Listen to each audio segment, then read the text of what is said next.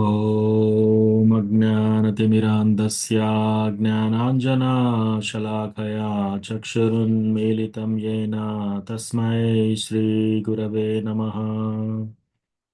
श्रीचैतन्यमनोभीष्टं स्थापितं येन भूतले स्वयं रूपा कदा मह्यं ददाति स्वपदान्तिकम्। वन्देऽहं श्रीगुरो श्रीयुतापदकमलं श्रीगुरून् वैष्णवांश्च श्रीरूपं साग्रजातां सहगना रघुनाथान्वितं तं सजीवं साद्वैतं सावधूतं परिजनसहितं कृष्णचैतन्यदेवं श्रीराधा कृष्णपादान् सहगना ललिता श्रीविशाखान्वितांश्च हे कृष्णा करुणा सिन्धो दीनबन्धो जगत्पते गोपेश गोपिका कान्ता राधा कान्ता नमोऽस्तु ते तप्तकाञ्चन गौराङ्गी राधे वृन्दावनेश्वरी वृषभानुसुते देवी प्रणमामि हरिप्रिये वाञ्छाकल्पतरुभ्यश्च कृपासिन्धुभ्य एव च पतितानां पावनेभ्यो वैष्णवेभ्यो नमो नमः।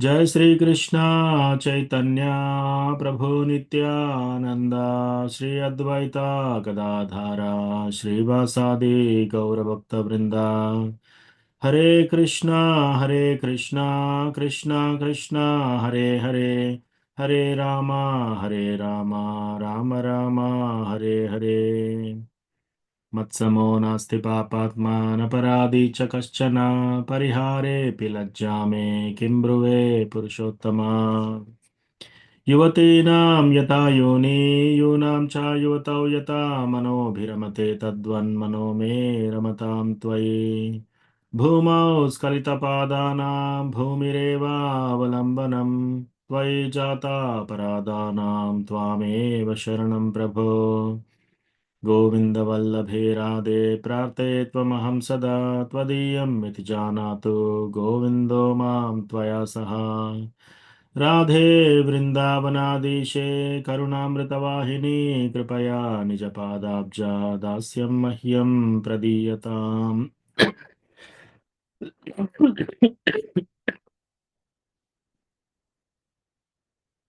कथञ्चन स्मृते यस्मिन् दुष्करं सुकरं भवेत् विस्मृते विपरीतं स्यात् श्रीचैतन्यं नमामि तम् त्रिनादपि सुनिचेन तरोरपि सहिष्णुना मानिना मानदेन कीर्तनीय सदा हरिः संसारदुःखजलदौ प्रतितस्य कामा क्रोधादिनक्रमकरे कवलीकृतस्य दुर्वासना निगडितस्य निराश्रयस्य चैतन्यचन्द्र मम देहि पदावलम्बम् चैतन्यचन्द्र मम देहि पदावलम्बम् हरे कृष्ण। हरे कृष्ण। विजय रघुनाथ प्रभु धन्यवाद प्रणाम। वैष्णव धन्यवाद। रामचक्रम प्रभु धन्यवाद प्रणाम। సో ఈరోజు మనం క్లాస్ ప్రారంభించే ముందు ఎవరికైనా ఏమైనా ప్రశ్నలు టాపిక్స్ ఏమైనా డిస్కస్ చేయాలంటే చెప్పండి.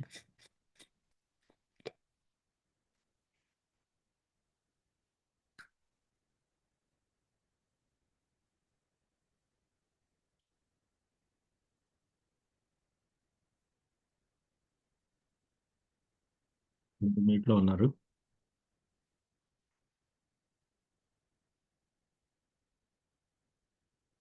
हरे कृष्णा प्रभु जी। ఎస్ మాతాజీ. చైతన్య మహాప్రభు తన లీలల్ని అది అంతర్ధానం చేసి తోట గోపీనాథ్ గుడిలోన జగన్నాథ్ గుడిలోన ప్రభుజీ.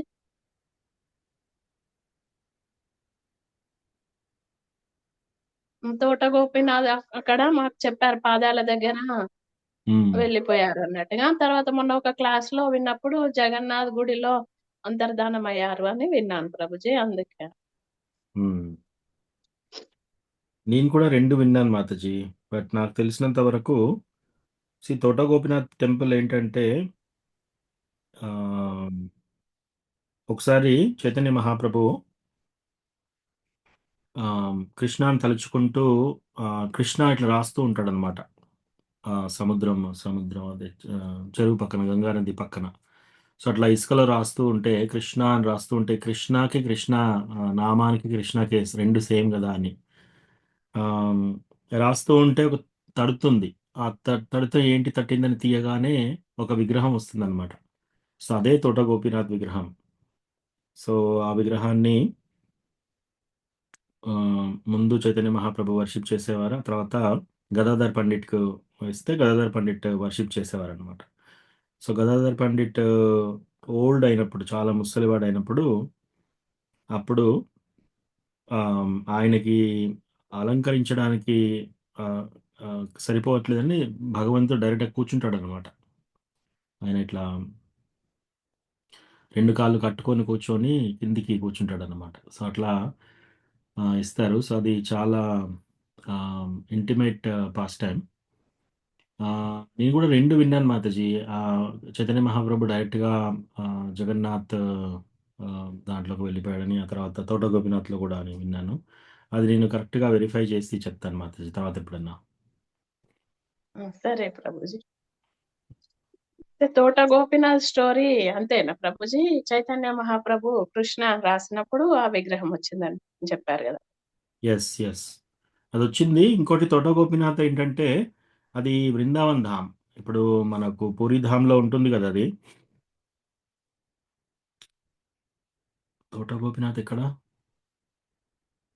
యెస్. పూరీ ధామ్‌లోనే. పూరి పూరి వెంకటరావు. పూరి యెస్. పూరీధాంలోనే. సో, అక్కడ యాక్చువల్‌గా బృందావన్ ధామ్. సో, తోట గోపీనాథ్ చుట్టుపక్కల మీరు చూస్తే చిన్న రాధాకుండ్ ఫార్మ్ చేశారక్కడ. తర్వాత శ్యామకుండ్ ఫార్మ్ చేశారు. ఆహ్, ఆ తర్వాత చిన్న గోవర్ధన్ ఉంటుందక్కడ. గోవర్ధన్ పర్వతము అది కూడా ఉంది.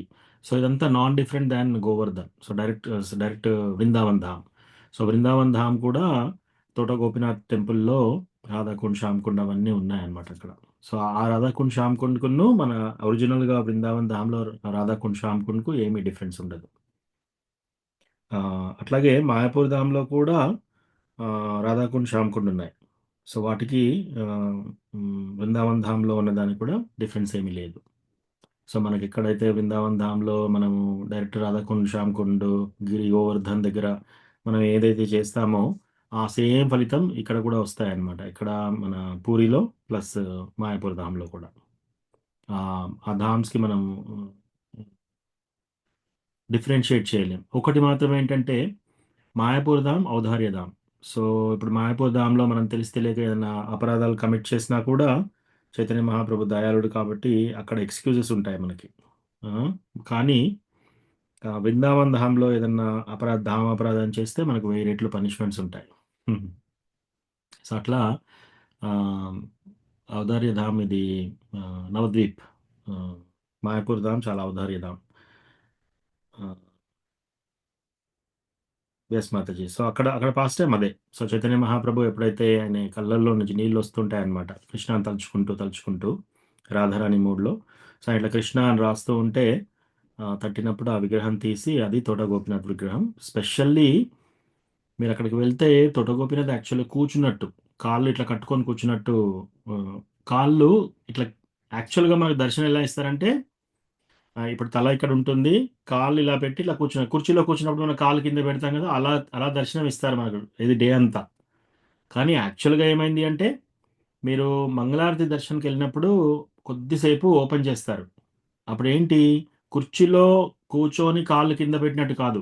డైరెక్ట్‌గా నేల మీద కూర్చుంటే మనం కాళ్ళు కట్టుకొని కూర్చుంటాం గదా!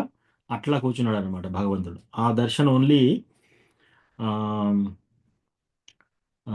ఆ దర్శన్ ఓన్లీ మనకి మంగళారతికి వెళ్ళినప్పుడు కొద్ది సమయంలో మాత్రమే ఇస్తారది. సో, అక్కడ గదాధర్ పండిట్, చైతన్య మహాప్రభు భాగవతం చదువుకునేవాళ్ళు. సో, గదాధర్ పండిట్ చదువుతూ ఉంటే కళ్ళకు నీళ్లొస్తూ ఉంటాయన్నమాట. రకరకాల మీటర్స్‌లో చదువుతూ ఉంటే ఆ భాగవతం అంతా తడిచిపోయేది. సో, అట్లా గదాధర్ పండిట్ అంటే గదాధర్ పండిట్ అంటే కూడా రాధారాణియే.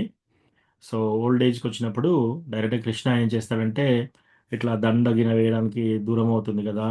అని చెప్పేసి భగవంతుడే డైరెక్ట్‌గా కూర్చుంటాడు. సో, ప్లస్ అక్కడ ఒక విగ్రహం ఒక చోట ఇట్లా పగిలి ఉంటుందన్నమాట. దానిలో అక్కడ చైతన్య మహాప్రభు వెళ్ళినప్పుడు అలా అయింది అంటారు. సో, ఆ పాస్ట్ టైమ్ కూడా ఉంది మాతాజీ.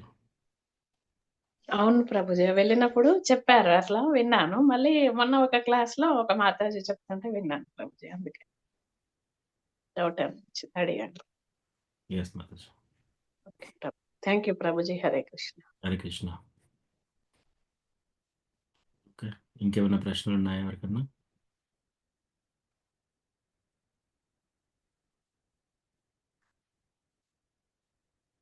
ఓకే. అట్లయితే మనం భగవద్గీత చదువుదాం ఇవాళ. సో, మనము 4 చాప్టర్‌లో ఉన్నాము.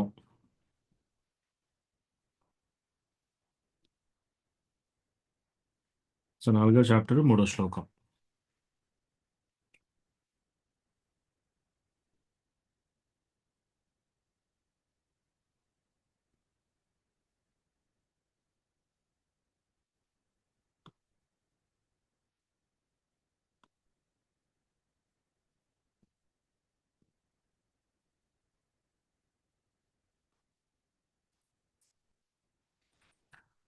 సో, ఈ 4 చాప్టర్ ఏంటంటే ఇది జ్ఞానయోగ. దివ్య జ్ఞానము ఈ చాప్టర్ పేరు. సో, దీంట్లో ఏంటంటే మనకు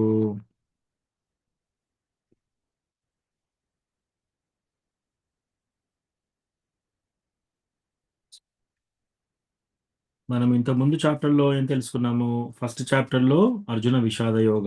నేను యుద్ధం చేయనని ధనుర్బాణాలు పక్కన పెట్టేసి, కృష్ణ నీవు నాకు గురువువి, నేను నీకు శిష్యుడిని అని చెప్పేసి, నువ్వు ఇప్పుడు నాకు మార్గదర్శనం చెయ్యి అని చెప్పేసి, ఆయనకి శరణాగతి తీసుకుంటాడనమాట. సో, అది first chapter. So, second chapter వచ్చేసి కృష్ణ ఎప్పుడైతే ఆ శరణాగతి తీసుకున్న తర్వాత, ఈ మన ఆత్మతత్వ జ్ఞానం గురించి చెప్తాడనమాట. ఆత్మతత్వ జ్ఞానం చెప్పిన తర్వాత నిష్కామ కర్మయోగ. హ్మ్. నిష్కామ కర్మయోగ అంటే ఫలితం లేకుండా, ఆశించకుండా మనం ఎలా కర్మ చేయాలి, కర్మయోగ ఎలా చేయాలని.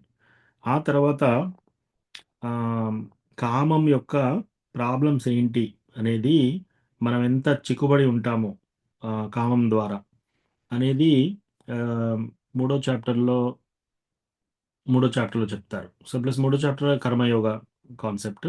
సో, కర్మయోగ దాంట్లో మళ్ళీ మనకు బాండేజ్ అనేది ఎలా అవుతుంది. మనం ఏ పని చేస్తే మనకు బాండేజ్ జరుగుతుంది. ఏ పని చేస్తే మనకు బాండేజ్ ఉండదు. బాండేజ్ అంటే ఏంటి? బద్ధత్వం. హ్మ్. ఇప్పుడు సపోజ్ ఒకే ఒకే పనిగా అనిపించొచ్చు ముగ్గురికి. కానీ ఈ కృష్ణ కాన్షియస్‌లో ఉండి మనం భక్తులను పిలిచి మనం భోజనాలు పెట్టేసి పంపిస్తే దానికి మనకు కర్మ అంటదనమాట. సో, మనకేమి పుణ్యం రాదు, పాపం రాదు. పుణ్యము, పాపం ఉండదు. కానీ భక్తి పెరుగుతుంది. సో, కానీ అట్లా కాకుండా ఒకళ్ళు కృష్ణ భగవానుని భక్తిలో లేకుండా ఎవరినన్నా సరే వాళ్ళకి భోజనం పెడదాము, ఆకలి ఉన్న వాళ్ళకి ఆకలి తీర్దాము అని పిలిచి మనం పెట్టామనుకోండి, అది పుణ్యకార్యం అవుతుంది. ఆ! అది దాని ద్వారా మనం పుణ్యము కూడగట్టుకుంటున్నాం. ఆ పుణ్యం అనుభవించడానికి మళ్ళొక జన్మెత్తాలి. అలా కాకుండా మాంసాహారము, మందు ఇవన్నీ పెట్టేసి భోజనాలు పెట్టారనుకోండి, నలుగురిని పిలిచి ఫ్రెండ్స్ తోటి. సో, అప్పుడు ఏమవుతుంది? అది విశుద్ధ కార్యం. హ్మ్. సో, దాంతోటి వ్యతిరేకంగా చేస్తున్నారు. దాంతోటి ఏమవుతుంది? పాపం కట్టుకుంటున్నారు. యాక్చువల్లీ వాళ్ళు నలుగురికి భోజనం పెడుతున్నాం అనుకుంటున్నారు కానీ, అదొక పెద్ద పాపకార్యం చేస్తున్నారు. ఎందుకు? మాంసాహారం మందు పెడుతున్నారు కాబట్టి. సో, అట్లా బద్ధత్వంలో బందీ అయిపోతున్నారు. మళ్ళీ వాళ్ళు చేసిన పనికి ఒక రిజల్ట్ ఒస్తుంది. ఆ రిజల్ట్ అనుభవించాలి మళ్ళీ వాళ్ళు. అట్లా వాళ్ళు ఆ బద్ధత్వం, బద్ధ జీవితంలో అట్లా గడిపి మళ్ళొక జన్మ, మళ్ళొక మరణం, మళ్ళొక జన్మ, మళ్ళొక మరణం అట్లా చేస్తున్నారనమాట. ఆ తర్వాత నిష్కామ కర్మ, తర్వాత జ్ఞానయోగ. సో, ఇప్పుడు జ్ఞానయోగ గురించి మనము ఈ చాప్టర్‌లో తెలుసుకుంటున్నాం. హ్మ్. సో, ఇక్కడ ట్రాన్సెండెంటల్ నాలెడ్జ్ చాప్టర్ 4 ఆహ్, దివ్య జ్ఞానము. శ్రీభగవానువాచ ఇమం వివస్వతే యోగం ప్రోక్తవానహమవ్యయం వివస్వాన్మనవే ప్రాహ మనురిక్ష్వాకవే బ్రవీత్. సో, ఇక్కడ ఏం చెప్తున్నారు? దేవదేవుడైన శ్రీకృష్ణ భగవానుడు పలికెను. అవ్యయమైన ఈ యోగ శాస్త్రమును నేను వివస్వానునికి సూర్యదేవునకు ఉపదేశించితిని. వివస్వానుడు దానిని మానవులకు ప్రియమైన మనువునకు ఉపదేశించగా మనువు దానిని ఇక్ష్వాకుకు ఉపదేశించెను. సో కృష్ణ ఏం చెప్తున్నాడు? ఈ భగవద్గీత ఓ అర్జున, ఇప్పుడు నేను చెప్పేది నీకు ఫస్ట్ టైం కాదు. ఇది ఇంతకు ముందే ఆల్రెడీ నేను సూర్యదేవునికి చెప్పాను. ఆయన పేరేంటి? వివస్వాన్. రైట్? ఇప్పుడు సూర్యగ్రహంలో కూడా సూర్యదేవుడి అది ఒక పోస్ట్ అన్నమాట. ఆ పోస్ట్ ఒకసారి ఒక సూర్యదేవుడు ఫిల్ చేస్తాడు. ఇంకోసారి మళ్ళీ ఆ సూర్యదేవుడి యోగ్యం ఎవరికి వస్తుందో వాళ్ళకి అది ఫిల్ చేస్తారనమాట. ఇప్పుడు ప్రైమ్ మినిస్టర్ లాగా. ఇంతకుముందు ప్రైమ్ మినిస్టర్ మన్మోహన్ సింగ్ ఉండేది. ఆ తర్వాత కొన్ని రోజులు వాజ్పేయి ఉన్నాడు. ఆ తర్వాత మనకి ఇప్పుడు నరేంద్ర మోడీ ఉన్నారు. సో అట్లా ప్రైమ్ మినిస్టర్ పోస్ట్ మాత్రం ఒకటే. సో ఈ సూర్యగ్రహంలో వివస్వాన్, ఆ వివస్వాన్ ఉన్న కాలంలో ఆ వివస్వాన్కి బోధించాడనమాట. సో సూర్య భగవానునికి డైరెక్ట్గా. సో కృష్ణ సూర్య భగవానునికి బోధించిన తర్వాత ఆ సూర్య భగవానుడు ఏం చేశాడు? మనువుకు చెప్పాడు. మనువు ఎవరు? బ్రహ్మ యొక్క కుమారుడు. మనువు నుంచే మన మానవ జాతం అంతా వచ్చిందనమాట. మనుషులందరూ వచ్చారు. సో వివస్వాన్ మనవే ప్రాహ మనుర్ ఇక్ష్వాకవే బ్రవీత్. మనువు ఏం చేశాడు? ఆ మనువు ఇక్ష్వాకుడికి చెప్పాడు. ఇక్ష్వాకుడు ఎవరు? ఆ, రామచంద్ర భగవాన్ తాలూకా తాత ముత్తాతల కాలంలో ఇక్ష్వాకు ఉండేది. ఆ ఇక్ష్వాకుని కొడుకు కొడుకు కొడుకు అలా అలా అలా వెళ్తూ వెళ్తూ వెళ్తూ రామచంద్ర వాళ్ళ యొక్క ఫ్యామిలీలో పుట్టాడనమాట. సో అట్లా ఆ, ఆ, ఈ భగవద్గీత అనేది జస్ట్ ఇప్పుడెప్పుడో ఒక 5,000 సంవత్సరాల కింద స్టార్ట్ చేసింది కాదు. ఇది ఎల్లప్పుడూ ఉంది. ఎల్లప్పుడూ ఉంది. పురాతన కాలం నుంచి ఉంది. మొదలు నుంచి ఉంది భగవద్గీత. అయితే ఇదిలా వివస్వాన్ సూర్యదేవుడు మనువుకి, మనువు ఇక్ష్వాకుని చెప్పాడని చెప్తున్నారు ఈ శ్లోకంలో. రెండవది, ఏవం పరంపరా ప్రాప్తం ఇమం రాజర్షయో విదుః సకాలేనేహ మహతా యోగ నష్ట పరంతప. ఏవం పరంపరా ప్రాప్తం, ఈ దివ్య జ్ఞానము ఈ విధముగా గురు శిక్ష పరంపర రూపమున స్వీకరించబడినది. రాజఋషులు దానిని ఆ రీతిన అవగతము చేసుకొనిరి. కానీ కాలక్రమమున పరంపర విచ్ఛిన్నమగునట వలన ఆ జ్ఞానము నశించినట్లుగా కనిపిస్తున్నది. ఇక్కడ ఏమంటున్నాడు? ఏవం పరంపరా ప్రాప్తం, ఇది పరంపర నుంచి వచ్చే జ్ఞానం. ఉమ్, గురువు శిష్యునికి చెప్పి, ఆ శిష్యుడు ఇంకో శిష్యునికి చెప్పి, ఆ శిష్యుడు ఇంకో చెప్పి, అట్లా పరంపరగా వస్తుంది ఇది.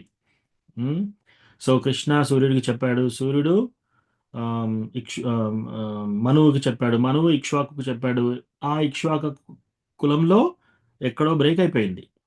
ఇమం రాజర్షయో విదుహు, రాజఋషులందరూ ఇది తెలుసుకున్నారు. సకాలేన మహత యోగనష్ట పరంతప. పరంతప అంటే ఓ అర్జున, ఇది యోగ నష్టం జరిగింది. ఏంటి? మధ్యలో ఈ యొక్క నాలెడ్జ్ మిస్ అయిపోయింది. ఎందుకు? గురు శిష్య పరంపర బ్రేక్ అయిపోయింది. ఇది యాక్చువల్గా మనం పరంపర నుంచి నేర్చుకోవాల్సింది రాజర్షయో విదుహు. రాజఋషులు సైతం వాళ్ళు కూడా ఈ యోగ శాస్త్రం ఇవన్నీ నేర్చుకుంటూ వస్తున్నారు. కానీ కాలక్రమేణా ఏమైపోయింది? యోగ నష్ట పరంతప. ఈ నాలెడ్జ్ మిస్ అయిపోయింది. ఇప్పుడు ఎట్లా అయితే మన తాతల నుంచి నేర్చుకున్నది ఏదన్నా ఒకటి పద్ధతులు మన పిల్లలకి అది మనం చెప్పలేదనుకోండి, వాళ్ళ కాలంలో వాళ్ళ జనరేషన్ వచ్చిన తర్వాత అవి పాటించరు. ఇప్పుడు అంతెందుకు, ఎవరైనా వేరే దేశాలకు వెళ్ళిపోయి వాళ్ళ యొక్క పండగలు ఒక లైఫ్ కాలం పండగలు జరుపుకోలేదనుకోండి, ఇక వాళ్ళ పిల్లలకి మళ్ళీ వాళ్ళు పెళ్లి చేసుకున్నప్పుడు ఆ పండగ ఏంటో తెలియదు, దాన్ని ఎలా చేయాలో తెలియదు. రైట్? అట్లా చాలా చాలా మిస్ అయిపోతున్నాయి కాలక్రమేణా. అట్లా ఇది కూడా మిస్ అయిపోయింది భగవద్గీత నాలెడ్జ్. టెక్స్ట్ 3, స ఏవాయం మయా తేద్య యోగ ప్రోక్త పురాతనః భక్తోసి మే సఖా చేతే రహస్యం హ్యేతదుత్తమం. సో ఇక్కడ ఏమంటున్నాడు? భక్తోసి మే సఖా చేతి. ఓ అర్జున, నువ్వు నాకు భక్తుడివి, మళ్ళీ సఖుడివి అంటే ఫ్రెండ్. నీవు నా భక్తుడివి మరియు స్నేహితుడివి కావున ఈ శాస్త్రపు ఉత్తమమైన రహస్యం హేదద్ ఉత్తమం, చాలా ఉత్తమమైన రహస్యం అంటే చాలా సీక్రెట్ అన్నమాట. అందరికీ అర్థం కాదు ఇది. ఎవరైనా భగవద్గీత ఒక నావెల్ లాగా చదువుకుంటే, ఒక పుస్తకంలో తీసుకొని నేను ఒక నావెల్ లాగా చదువుకుంటా అర్థం చేసుకుంటా అంటే ఇది అర్థం కాదు. ఎందుకంటే ఇందులో రహస్యం ఉంది. ఈ రహస్యం వాళ్ళకు అర్థం కాదనమాట. రహస్యం అర్థము చేసుకొనగలవు. ఎందుకు?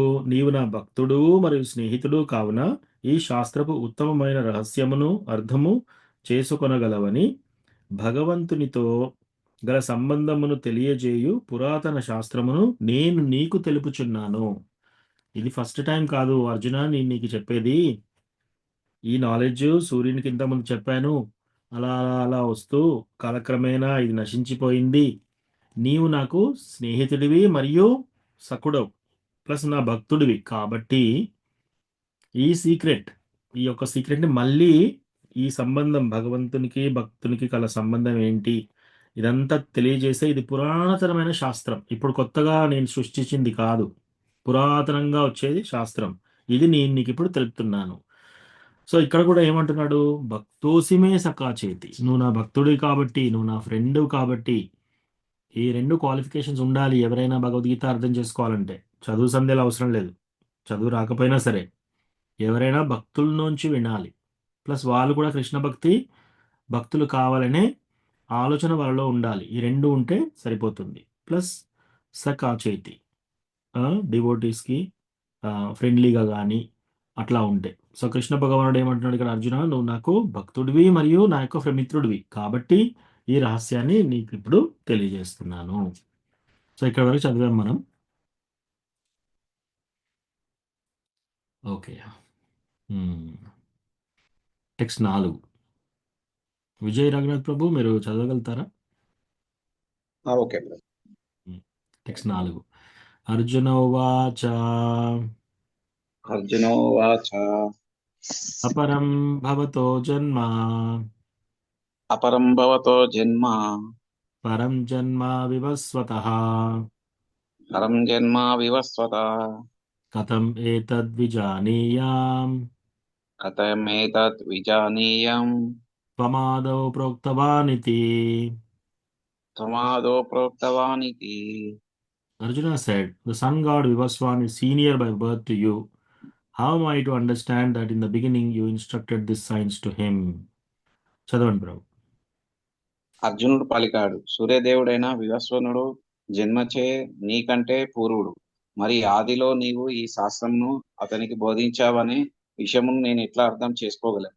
Thank you Prabhu. Thank you Prabhu. So ఇక్కడ చాలా మంది ప్రశ్న అడగొచ్చు ఫ్యూచర్లో, ఓకే కృష్ణ, నువ్వు ఇది ఈ భగవద్గీత నాలెడ్జ్ నువ్వు సూర్య భగవానుడికి చెప్పారంటున్నావు, సూర్యుడు మనువుకు చెప్పాడంటున్నాడు. వాళ్ళందరూ ఎప్పటి నుంచో ఉన్నారు. మరి నువ్వు నేను ఇప్పుడు అర్జునుడు కృష్ణుడు మళ్ళీ ఆవిర్భవించక ముందు కూడా సూర్యుడు ఉన్నాడు. నువ్వు ఆల్రెడీ ఆవిర్భవించలేదు కృష్ణ, నువ్వు ఇప్పుడే కదా మొన్ననే నాతో పాటే పుట్టావు కదా నువ్వు కూడా.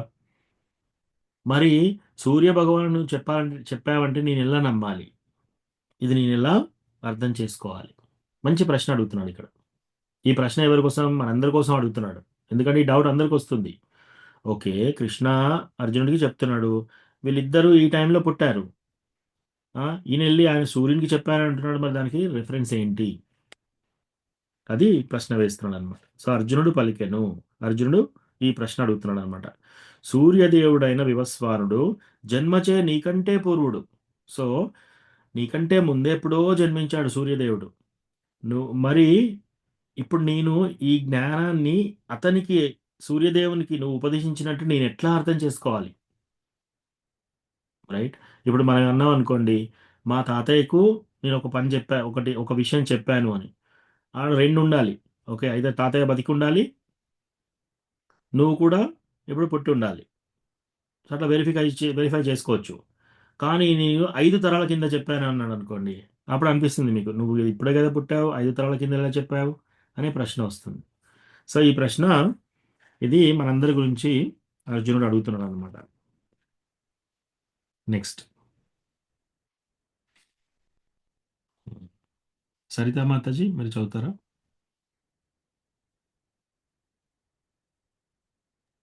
ఓకే ప్రభుజీ. ఎన్నో శ్లోకం ప్రభుజీ? 5. 4వ అధ్యాయం 5వ శ్లోకం ప్రభుజీ. 4వ అధ్యాయం 5వ శ్లోకం. ఓకే ప్రభుజీ. శ్రీ భగవానువాచ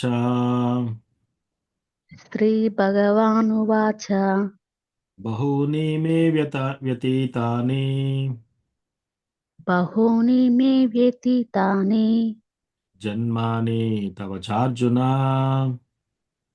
జన్మాని తవ చార్జున తాన్యహం వేద సర్వాణి తాన్యహం వేద సర్వాణి నత్వం వేత్త పరంతప.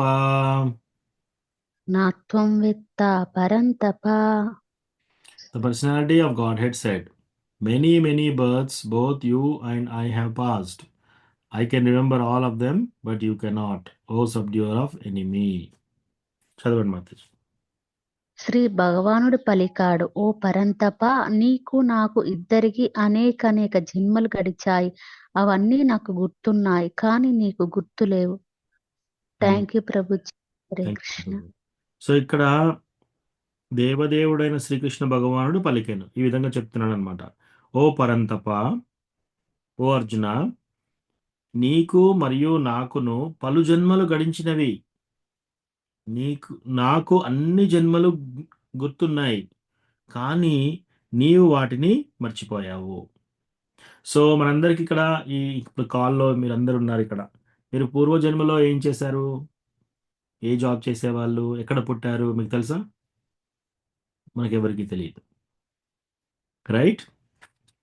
అట్లాగే సో ఇప్పుడు కృష్ణ ఏమంటున్నాడంటే, అర్జున నువ్వు ఈ ప్రశ్న వేస్తున్నావు కదా, ఇది నేను సూర్యభగవానునికి ఎలా చెప్పానని చెప్పేసి నీకు నాకు ఇద్దరిని అంటున్నాడు అక్కడ.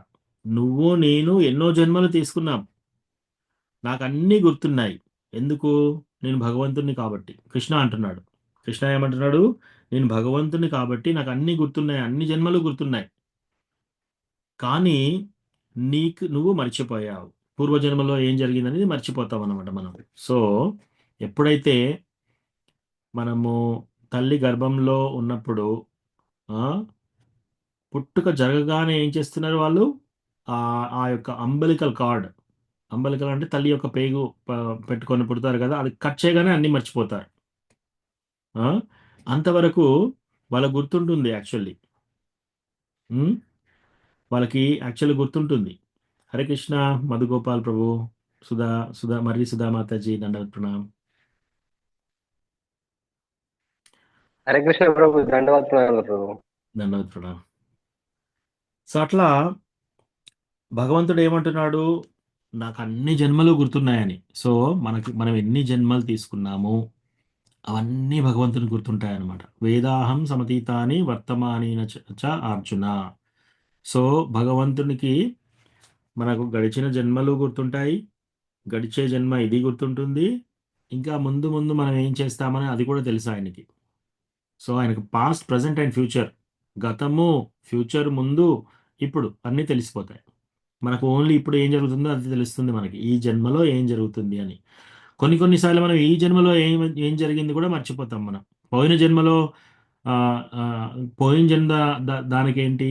ఇప్పుడు సపోజ్ మీరు 2 సంవత్సరాలుగా ఉన్నప్పుడు మంచంలోకి వెళ్ళి మీరు కింద పడ్డప్పుడు మీకు బాగా దెబ్బ తగిలింది, అప్పుడు మేము ఇట్లా చేసామని చెప్పేసి పేరెంట్స్ చెప్తూ ఉంటారు అప్పుడప్పుడు తల్లిదండ్రులు.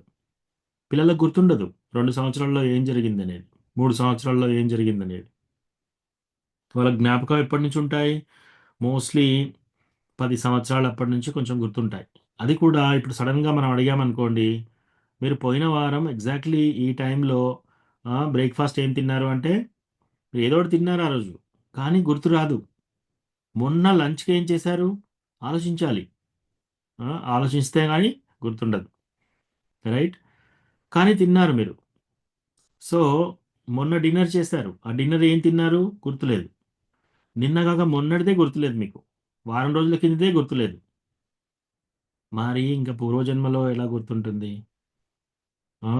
చాలాసార్లు మన పెద్దవాళ్ళు చెప్తూ ఉంటారు, నువ్వు నువ్వు సెకండ్ క్లాస్లో ఉన్నప్పుడు ఇక్కడి నుంచి కింద పడ్డావు, నీకు దెబ్బ తగిలింది, ఇటువంటివి చెప్తూ ఉంటారు. హరే కృష్ణ మహేష్ పాలక్ ప్రభు, దండవత్ ప్రణామ్. హరే కృష్ణ ప్రభుజీ, దండవత్ ప్రణామం చేస్తాను ప్రభు. సో అట్లా మనకన్నీ ఇవన్నీ మర్చిపోతున్నాం, కానీ భగవంతుడు ఏమంటున్నాడు? ఓ అర్జున, నీవు నేను ఎన్నో జన్మలు ఎత్తాము, అవన్నీ నాకు గుర్తున్నాయి, నువ్వు మర్చిపోయావు. అలాగే మనం కూడా ఎన్ని జన్మలు ఎత్తినా కూడా మన జన్మలలో మనం ఏంటి, మనం ఎలా ఉన్నామో, మన కోరికలేంటి, మన మనస్సులో ఏముండే, ఆ! ఆ కోరికల ద్వారా మళ్ళీ మనం ఎన్ని జన్మలెత్తామో అవన్నీ కృష్ణకు తెలుసు. ఈ జన్మలో కూడా మనకు ఏ ఏ కోరికలున్నాయి, మన మైండ్ లోపట ఏ ఆలోచనలొస్తున్నాయి, ఏ ఆలోచనలతో ఉన్నాం, అవన్నీ కృష్ణకు తెలుసు. 100%. సో, మనం ఎవరినైనా చీట్ చేయొచ్చు కానీ, కృష్ణని చీట్ చేయలేం. ఒక్కోసారి ఏం చేస్తాము, తిలకు, ధోతి, కుర్తా అన్నీ వేసుకొని కూడా చాలా సిన్సియర్ డివోటీలాగా ఉంటాం కానీ, మన ఆలోచన అంతా ఏదోగా ఉంటుంది. ఎక్కడెక్కడో ఉంటుంది. ఆ ఆలోచన ప్రతి ఒక్కటి కృష్ణకి తెలుసు. కానీ బయటికి అందరూ ఏమనుకుంటారు, ఓకే. వీళ్ళందరూ డివోటీసే. ఆ! లేకపోతే ఒకరు స్వీట్‌గా అబద్ధం చెప్తూ ఉంటారు. ఆ! చాలా తియ్యగా చెప్తూ ఉంటారు. అది నిజం కాదు. వాళ్ళకు తెలుసు. కానీ అబద్ధం చెప్తున్నారక్కడ. ఆ! వాళ్ళకి తెలుసు కానీ వేరే వాళ్ళని ఫూల్ చేస్తారు. కానీ కృష్ణని మనం ఎవ్వరం ఫూల్ చేయలేం. ఎందుకంటే కృష్ణకి అన్నీ తెలుసు. మన లోపట కోరికలేంటి, మన ఆలోచన ఏంటి, అవన్నీ తెలుసు కృష్ణకి. బయటికి మనము లేదు నాకేం కోరికలు లేవు. నేను చాలా హంబుల్ డివోటీ అని చెప్పినా కూడా లోపట మాత్రం ఏదో ఒక కోరిక. హ్మ్. అవన్నీ కృష్ణకి తెలుసనమాట. సో, మనం కృష్ణని ఎప్పుడు ఫూల్ చేయలేం. సో, అదే కృష్ణ చెప్తున్నాడిక్కడ అర్జునుడికి. నువ్వు సూర్య భగవానుడికి ఈ యొక్క భగవద్గీత చెప్పావంటే నేను ఎలా నమ్మాలి అంటే అంటున్నాడనమాట. నువ్వు నేను ఎన్నో జన్మలెత్తాము. ప్రతి జన్మ నాకు గుర్తుంది. కానీ నువ్వు మర్చిపోయావు. ఓకే. టెక్స్ట్ 6. హ్మ్. మధుగోపాల్ ప్రభుజీ ఈ శ్లోకం ఒకసారి చదవండి ప్రభుజీ. ఇందులో ఉంది బ్రహ్మ సంహిత 539 రామాదిమూర్తి. యెస్. సో, ఇందులోనే కృష్ణ ఏమంటున్నాడు భాష్యంలో శ్రీకృష్ణ భగవానుని అనేకానేక అవతారములను గూర్చిన సమాచారము బ్రహ్మ సంహిత 5.33 యందు మనకు లభించుచున్నది. దాని యందు ఇట్లు తెలుపబడింది. అద్వైతమచ్యుతమనాదిమనంత రూపం ఆద్యం పురాణ పురుషం నవయౌవనం చ వేదేషు దుర్లభమదుర్లభమాత్మభక్తౌ గోవిందమాది పురుషం తమహం భజామి. ఆ అద్వితీయుడును అచ్యుతుడును అనాదియును అగు దేవదేవుడైన గోవిందుని నేను భజింతును. అతడు అనంత రూపములలోని అదే ఆది పురుషునిగా అనాదిగా మరియు నిత్య యవ్వనములో అలరారువానిగా భాసించును. భగవానుని అట్టి సచ్చిదానంద విగ్రహ రూపము వేదవేత్తలకు సాధారణముగా దుర్లభమైనట్టిది. శుద్ధ భక్తులకు మాత్రమే స్వయంగా ప్రకటించమగుతున్నది. సో, ఇక్కడ ఏమేం చెప్తున్నారు? అద్వైతుడు, అచ్యుతుడు. అచ్యుతుడు అంటే ఎప్పుడు కింద పడనివాడు.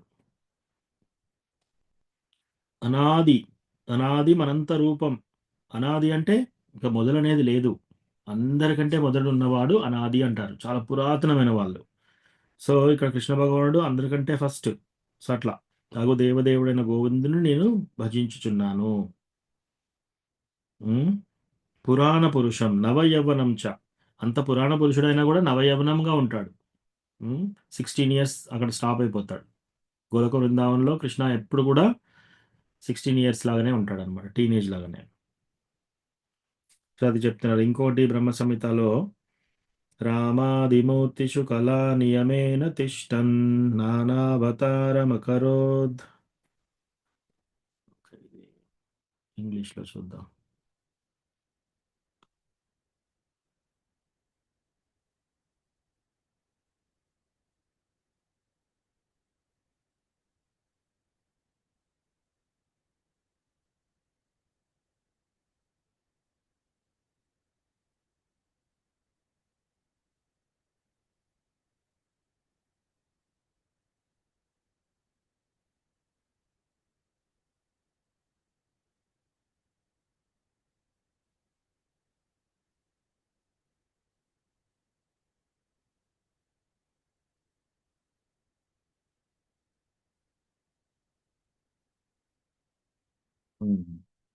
రామాదిమూర్తిషు కళా నియమేన తిష్టన్ నానావతారమకరోద్ భువనేషు కింతు కృష్ణ స్వయం సంభవత్ పరమపుమాన్యో గోవిందమాది పురుషం తమహం భజామి. సో మాతాజీ ఇది చదవండి, ఆ, ఆ, భాష్యం చదవండి మాతాజీ. ప్రభు. రామ నృసింహాది పలు అవతారాలలో ఇతర అనేకమైన అంశావతారాలలో సర్వదా నిలిచి ఉన్నప్పటికీ శ్రీకృష్ణునిగా తెలియబడే స్వయం భగవానుడు స్వయంగా కూడా అవతరించేవాడు. ఆయన ఆది పురుషుడు. గోవిందుణ్ణి కృష్ణుణ్ణి నేను భజిస్తాను. సో ఇక్కడ క్లియర్ గా చెప్తున్నారు, రామ నరసింహ పలు అవతారములు, ఇతరములైన అనేక అంశావతారాలు ధరించిన వాడును మరియు ఆది పురుషుడైన శ్రీకృష్ణ భగవానుడుగా తెలియబడుచు స్వయంగా అవతరించడి ఆ గోవిందుని నేను భజించుచున్నాను. సో ఇందులో కూడా కృష్ణ సుప్రీం లార్డ్ అని చెప్పారనమాట. సో అట్లా ఈ భాష్యంలో ఇంకా కొన్ని డీటెయిల్స్ ఉన్నాయి, మీరు చదువుకోవచ్చు. ఓకే, ఇంకేమైనా ప్రశ్నలు ఉంటే అడగండి, లేకపోతే మనం ముందుకెళ్దాం.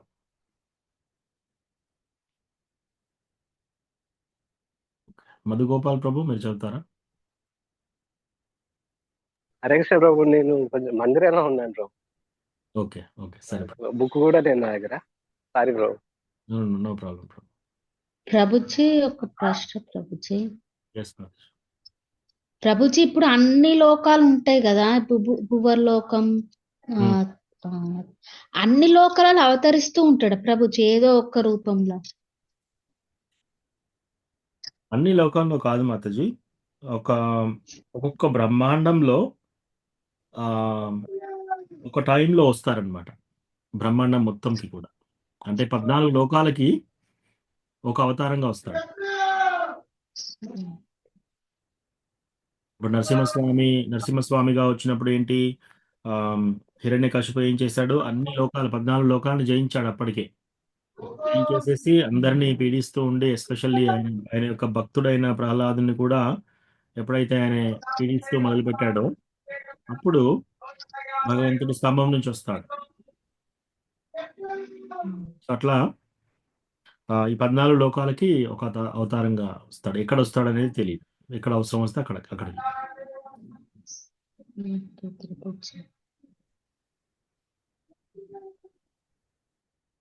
ఓకే,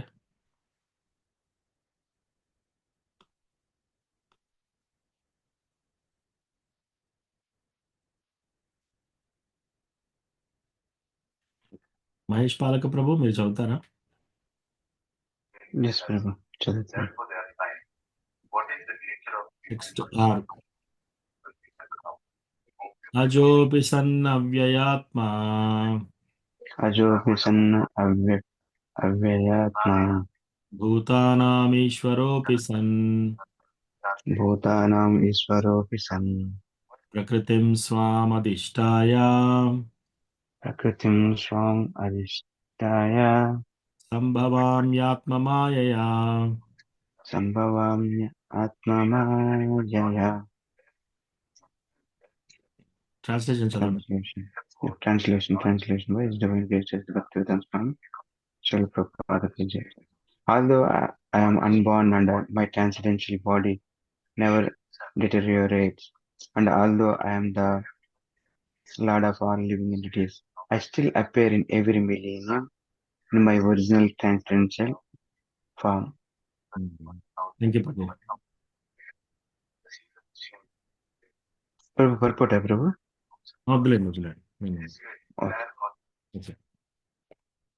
ఓకే, ఇక్కడ కృష్ణ భగవానుడు ఏం చెప్తున్నాడు 6వ శ్లోకంలో, అజోపి సన్ అవ్యయాత్మ. అజహ అంటే అజహ అపి, అజహ అంటే పుట్టుక లేనివాడు, అపి అయినప్పటికీ, సన్ కూడా, అవ్యయాత్మ నాశము కాని శరీరము కలవాడు, భూతానాం జన్మించిన వాటన్నింటికి ఈశ్వర ప్రభువును, అపి అయినప్పటికీ, సన్ కూడా, ప్రకృతిం దివ్యమైన రూపముతో, స్వాం నా యొక్క, అధిష్టాయ అధిష్ఠించి, సంభవామి అవతరించుదను, ఆత్మమాయ నా అంతరంగ శక్తిచే. సో భగవంతుడు ఎలా వస్తాడు, కొన్ని కొన్ని స్కూల్స్ ఏం చెప్తున్నారంటే భగవంతుడు అవతరించినప్పుడు కూడా భగవంతుడు కూడా ప్రకృతి త్రిగుణాలకు లోబడి ఉంటాడని చెప్తున్నారు. అది తప్పు. ఈ శ్లోకం ద్వారా అది తప్పు అయిపోతుంది. ఎందుకు? జన్మ లేనివాడైనట్టు అయినా కూడా నా దివ్య దేహమును ఎన్నడూను నశింపనిది అయినను సకల జీవులకు ప్రభువు అయిన ఆది అయిన దివ్య రూపముతో నేను ప్రతి యుగమున అందున అవతరించుదును. సో భగవంతుడు ఏం చెప్తున్నాడు? ఆది అయిన దివ్య రూపంతో వస్తాడు కృష్ణ. ఇప్పుడు మనలాగా 2 చేతులు, 2 కాళ్ళు, 2 కళ్ళు, ఒక తల, ఈ బాడీ శరీరము మనకెలా ఉందో కృష్ణకి అలాగే ఉంది కదా. కృష్ణ కూడా మనలాంటి వాడే. కొందరు ఏమనుకుంటున్నారు, కృష్ణ మేబీ ఇంకొంచెం బలవంతుడు, కొంచెం తెలివైన వాడు. 16,000 మంది భార్యలు చేసుకున్నారు. వీళ్ళందరూ అనుకుంటున్నారు అనమాట, నేను 10 మందిని భార్యలు చేసుకున్నాను, నేను 2 భార్యలను పెళ్లి చేసుకున్నాను. అట్లా కృష్ణ 16,000 మంది చేసుకున్నాడు. ఆయన కొంచెం తెలివైన వాడు, కొంచెం బలమైన వాడు, కొంచెం అందమైన వాడు, అట్లా అనుకుంటున్నారంట. అది కాదు, తప్పు. అది అట్లా అనుకోలేదు, అట్లా అనుకోకూడదు. జన్మ లేనటువంటి వాడైనా సరే జన్మిస్తున్నాడు. ఎట్లా? దివ్య దేహము. ఆ దివ్య దేహం ఎన్నడూ నశించదు.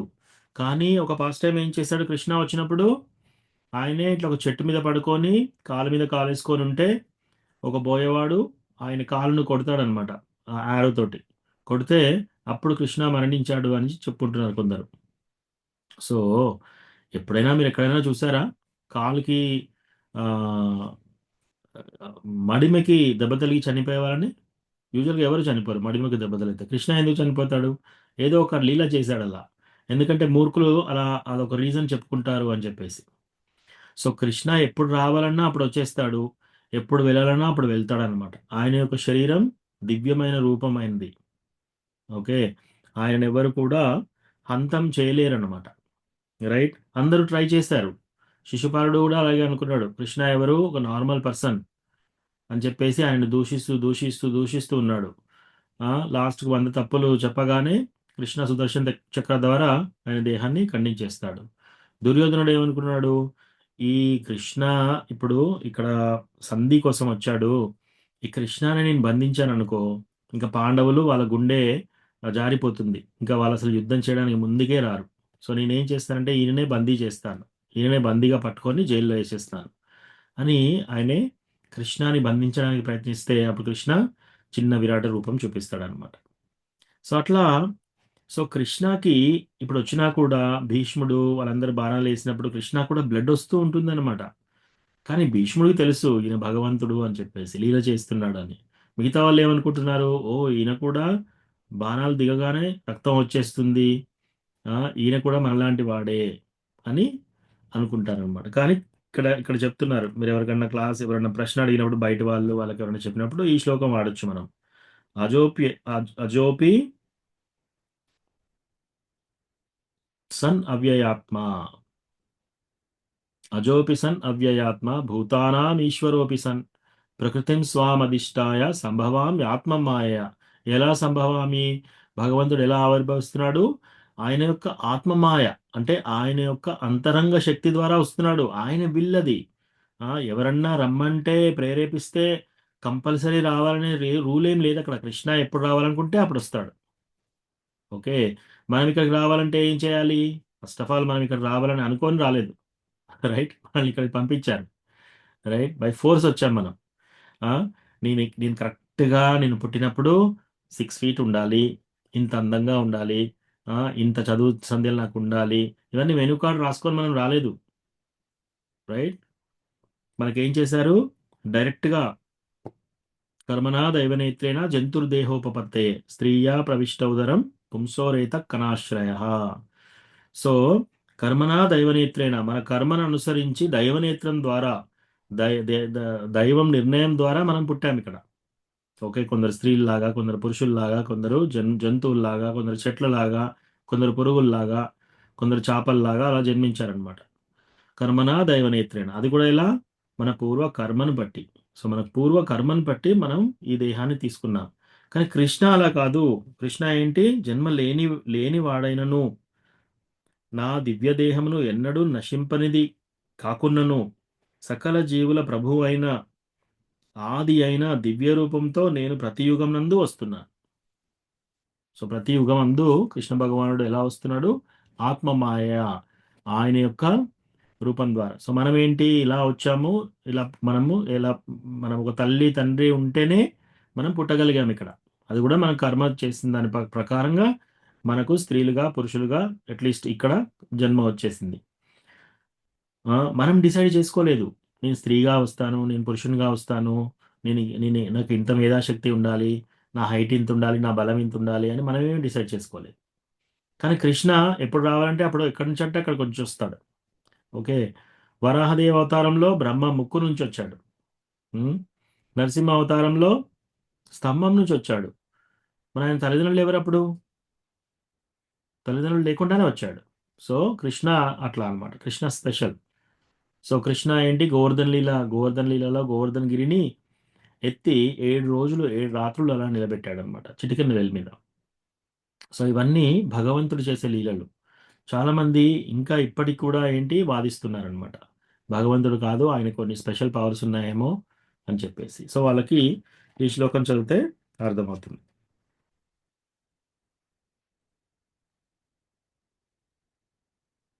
ఓకే, ఎవరికైనా ప్రశ్నలు ఉంటే అడగండి, లేకపోతే నెక్స్ట్ తీసుకుందాం.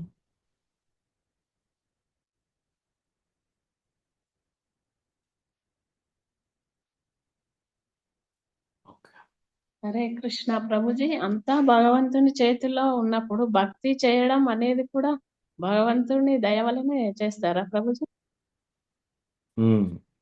మంచి ప్రశ్న మాతాజీ. సో అంతా భగవంతుని చేతిలో ఉంది, కానీ భగవంతుడు ఫ్రీ విల్ ఉంటుంది భగవంతుడికి. అభిజ్ఞ స్వరాట్ అంటే ఏంటి? ఇండిపెండెంట్. ఓకే, సో మనకి ఫస్ట్ శ్లోకమా రెండవ శ్లోకం? ఫస్ట్ శ్లోకం, భాగవతం 1:1:1, ఫస్ట్ స్కందం, ఫస్ట్ చాప్టర్, ఫస్ట్ శ్లోకం.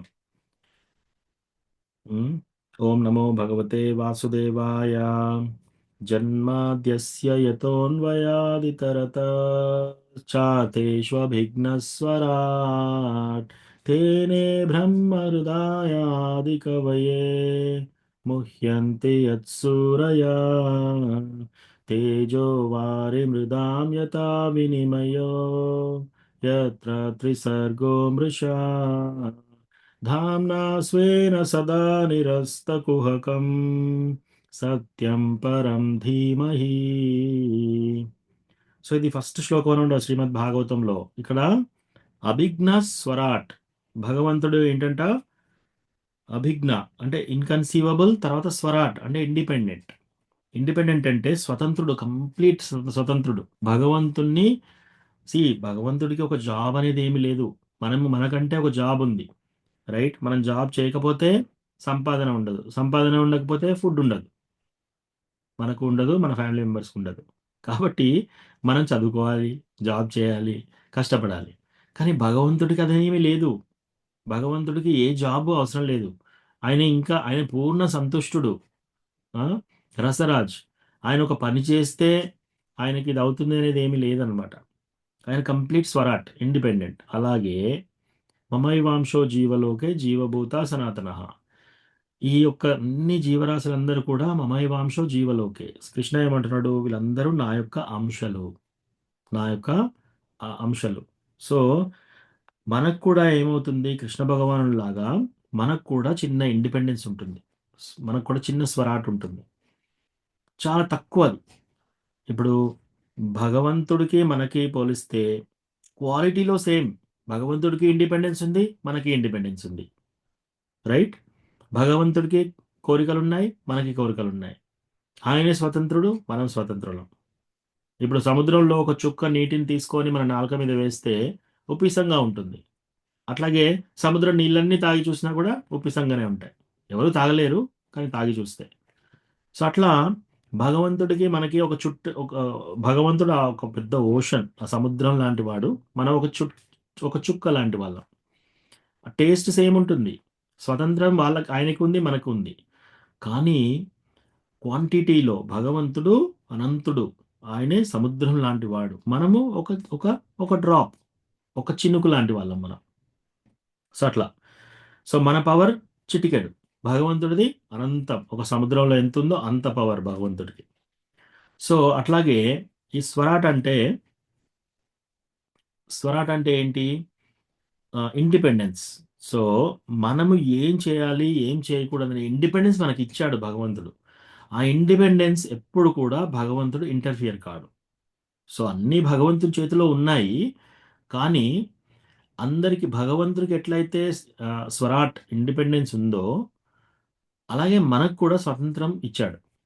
ఆ స్వతంత్రం ద్వారా మనం ఒక పని చేయొచ్చా, చేయొద్దా, ఇది తీసుకోవాలా, అది తీసుకోవాలా, ఇది తినాలా, అది తినాలా, ఈ జాబ్ చేయాలా, ఆ జాబ్ చేయాలా,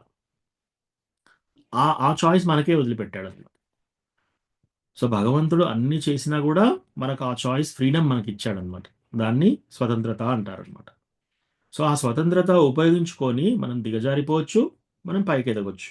ఫర్ ఎగ్జాంపుల్, ఆ స్వతంత్రత ఉపయోగించుకొని కొందరు ఏం చేస్తున్నారు? మాంసాహారం తింటున్నారు. కొందరు ఏం చేస్తున్నారు? వెజిటేరియన్ తింటున్నారు. రైట్? కొందరు ఏం చేస్తున్నారు? మత్తు పదార్థాలు సేవిస్తున్నారు.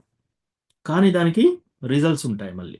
మనం ఏదైతే ఇండిపెండెన్స్ ద్వారా మనం ఏమైతే చేస్తున్నామో దానికి రిజల్ట్స్ ఉంటాయి. అయితే మనం ఏం చేయాలి? ఇప్పుడు ప్రభుపాద చాలాసార్లు ఎగ్జాంపుల్ చెప్తాడనమాట. ఈ వేలు ఉంది, ఈ చేతికి ఈ వేలు ఉంది. సో ఈ వేలు, ఇప్పుడు ఈ వేలు క్లోజ్ అనగానే క్లోజ్ అయిపోవాలి, ఓపెన్ అంటే ఓపెన్ కావాలి. ఇట్లా అయిందనుకోండి, ఇప్పుడు నేను చెప్పినట్టు వింటుంది ఏలు. మనం కూడా ఏంటి, భగవంతుడిలో మనం ఒక అంశ కాబట్టి భగవంతుడు ఏది చెప్తే మనం అది చేసామనుకోండి, అప్పుడు మనం కరెక్ట్ పద్ధతిలో ఉన్నామన్నట్టు. జీవేరా స్వరూపాయ్ నిత్యరా కృష్ణదాస్. సో మన యొక్క ధర్మం ఏంటి? చక్కెర యొక్క ధర్మం ఏంటి? తీపిగా ఉండాలి. ఉప్పు యొక్క ధర్మం ఏంటి? ఉపిసంగా ఉండాలి. అది లేకపోతే అది చక్కెర అనబడదు, లేదా ఉప్పు అనబడదు. అలాగే మనం కూడా భగవంతుడు ఏమి కోరుతున్నాడో అది చేస్తే మనం హెల్తీగా ఉన్నట్టు. ఒకవేళ మనం ఏలును క్లోజ్ అనగానే క్లోజ్ కావట్లేదు అనుకోండి, ఓపెన్ అనగానే ఓపెన్ కావట్లేదు అనుకోండి, అప్పుడు ఏంటి? పెరాలిసిస్, వ్యాధిగ్రస్తులు. మనకి ఎప్పుడన్నా ఈ చేయి ఇట్లా పైకి లేపాలంటే అది లేవట్లేదు అనుకోండి, డాక్టర్ దగ్గరికి వెళ్తే ఎక్స్రే తీసి పెరాలిసిస్ అయిపోయిందండి, ఈ చెయ్యి మీకు పని చేయట్లేదు అని చెప్తారు. సో మనమందరం ఏం చేస్తున్నాము? భగవంతుడికి ఏది కావాలో మనం అది చేస్తున్నాం అనుకో, ఓపెన్ అంటే ఓపెన్, క్లోజ్ అంటే క్లోజ్. ఈ చేయెత్తు అంటే చేయెత్తి, క్లోజ్ అంటే క్లోజ్. నువ్వు ఇవి తిను, ఇవి చేయి, ఇవి పాటించు, నా దగ్గరికి వస్తావు అని కొన్ని రూల్స్ అండ్ రెగ్యులేషన్స్ భగవంతుడు చెప్పాడు. మనకు ఆ ఫ్రీడమ్ ఇచ్చాడు, ఇండిపెండెన్స్ ఇచ్చాడు. నువ్వు అది చేయాలా వద్దనేది నీ ఇష్టం. సో ఎస్, ఆ స్వాతంత్రం మనకుంది. ఆ స్వాతంత్రంలో కృష్ణ ఇంటర్ఫియర్ కాడు. ఆ స్వాతంత్రాన్ని కృష్ణ తీసేయడు ఎవరికి. సో కృష్ణ దేవాది దేవుడు భగవంతుడు అయినా సరే మనందరికీ చిన్న చిన్న స్వతంత్రత ఇచ్చాడనమాట. ఆ స్వతంత్రతని మనకి ఇచ్చి తద్వారా ఆయనే బోధనలన్నీ భగవద్గీతలో చెప్పారు. ఇప్పుడు రవాణా శాఖ వాళ్ళు ఏం చేస్తారు? రోడ్ ట్రాన్స్పోర్టేషన్ వాళ్ళు ఒక బుక్ తయారు చేశారు, డ్రైవర్స్ లైసెన్స్. ఆ లైసెన్స్ తీసుకోవడానికి ఏదైనా డ్రైవ్ చేయాలంటే మీరు ఎడం పక్క డ్రైవ్ చేయాలి, రెడ్ సిగ్నల్ రాగానే ఆగాలి, తర్వాత ఎక్కడన్నా ఎవరైనా జరగాలంటే హార్న్ కొట్టాలి, ఇలాంటి కొన్ని రూల్స్ అన్ని పెట్టారు. లేదు, వీళ్ళందరూ రూల్స్ పెట్టారు, ఈ బుక్ నుంచి చదవను, ఈ రూల్స్ నేను పాటించను, నేను రోజు రైట్ సైడ్ డ్రైవ్ చేసుకుంటాను అని మీరు రైట్ సైడ్ డ్రైవ్ చేసుకున్నారు అనుకోండి, చిన్న యాక్సిడెంట్ కానీ ఏం చేస్తారు? తీసుకెళ్ళి జైల్లో వేసేస్తారు. రైట్? ఎందుకంటే నువ్వు ఇప్పుడు గవర్నమెంట్ పాటించినట్టు నువ్వు పాటించట్లేవు వాళ్ళు చెప్పిన విధంగా. అట్లాగే మనకు కూడా సంపూర్ణ స్వాతంత్రం ఇచ్చినా కూడా మనకు లైసెన్స్ లాగా ఈ భగవద్గీత ఇచ్చారు. ఆ భగవద్గీత ప్రకారం నువ్వు నడుచుకో. అలా నడుచుకుంటే నువ్వు నా భగవద్ధామానికి వస్తావు. ఒకవేళ కాలేదనుకో, తీసుకెళ్ళి జైల్లో వేస్తారనమాట. ఆ జైలు ఏంటి? ఈ ప్రాపంచిక లైఫ్. సో మనందరం ఈ జైల్లో ఉన్నాం ఇప్పుడు. ఈ జైల్లో ఉన్నప్పుడు మనం ఏంటి? జైల్లో కూడా ఖైదీలు కొన్ని సంవత్సరాల పాటు వాళ్ళు చక్కగా అన్నీ పాటిస్తూ ఉంటే వాళ్ళు ఏం చేస్తారు? కొన్ని రోజులైనాక ఆ జైలర్ చూసి సర్టిఫికెట్ ఇస్తారు వాళ్ళకి. ఓకే, ఈ పలానా వ్యక్తి నిజంగానే మారిపోయాడు, ఈయన ఇప్పుడు మంచిగా అయ్యాడు, ఈయనకు 16 సంవత్సరాల జైలు శిక్ష నుంచి మనము ఇప్పుడు 5 సంవత్సరాల ముందే విడుదల చేస్తున్నామని చెప్పేసి 10 సంవత్సరాల తర్వాత విడుదల చేసేస్తారు. అట్లాగే మనం భగవద్గీత క్లియర్గా చదువుకొని మనం పాటించడం మొదలు పెడితే ఏం చేస్తారు? మనం భగవద్ధామానికి వెళ్ళిపోతాం.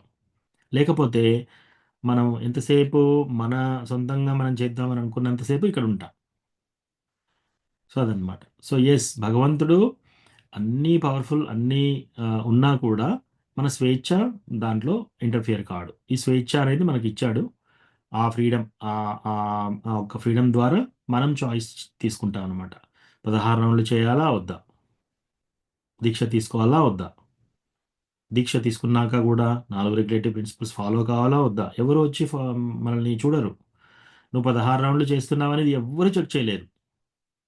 నువ్వు రోజు చాంటింగ్ మాల ఇక్కడ ఏసేసుకొని టెంపుల్‌కి వెళ్లి అందరితోని చాంటింగ్ చేస్తున్నాను అని చెప్పేసి అబద్ధం ఆడేసి అలాగే వెళ్లారనుకోండి, ఎవ్వరు గుర్తించలేరు మనల్ని. రైట్? కానీ దేవుడికి తెలుస్తుంది. అట్లా. సో, ఆ ఫ్రీడమ్ మాత్రం మనకు ఇచ్చారనమాట. సో, యెస్ మాతాజీ, మనమందరం రోబో కాదు. ఏది అన్ని ప్రోగ్రామ్ చేసి మనం ఇక్కడికి పంపించలేదు. ఆ! హ్మ్.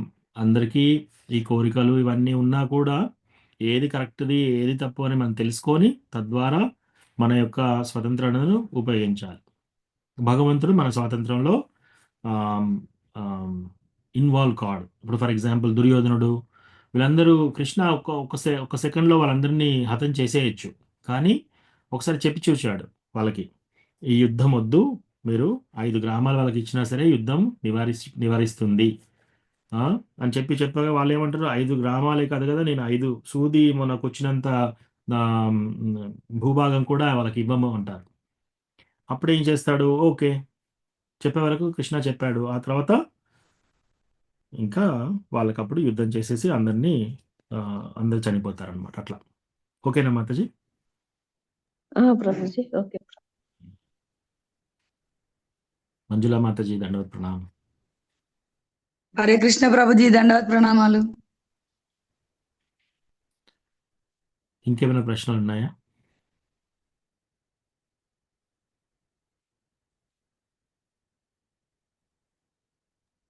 హరే కృష్ణ ప్రభు.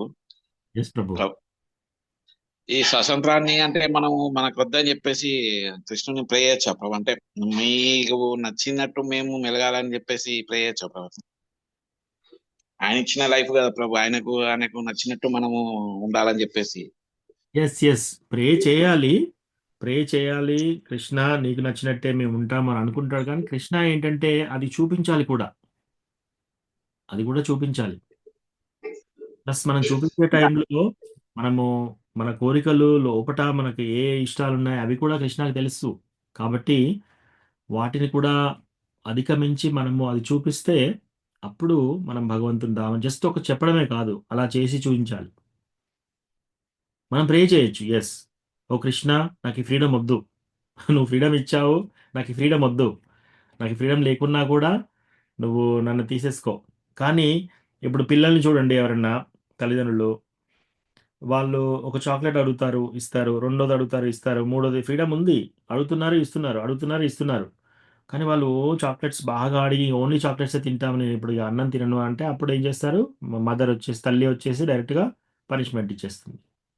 ఇంకా చాక్లెట్స్ ఇంకా ఇంతే చాలు. ఇంక నీకిప్పుడు ఓన్లీ ఇది అని చెప్పేసి. సో, కృష్ణ గూడా ఈ ఫ్రీడమ్ ఇచ్చేసి చూస్తాడు. చూసి ఒకసారి మన ఆట వస్తువుని తీసేసుకుంటాడు. బాగా ఫ్యామిలీ మెంబర్స్ దగ్గరైపోతున్నారనుకోండి, మీరు కొన్ని కొన్ని లైఫ్ టైమ్స్, కొన్ని జన్మలు ఎత్తారిలా ఫ్యామిలీ అటాచ్‌మెంట్‌లో పడిపోయి. స్లోగా ఏం చేస్తాడు, ఒక్కొక్క ఆట వస్తువు తీసుకుంటుంటాడు. అప్పుడేమో దూరం అయిపోతుంటారు అందరు ఫ్యామిలీ మెంబర్స్.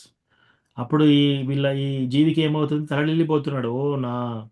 ఇంత ప్రేమించిన వీళ్ళెళ్ళిపోయారు అని చెప్పేసి.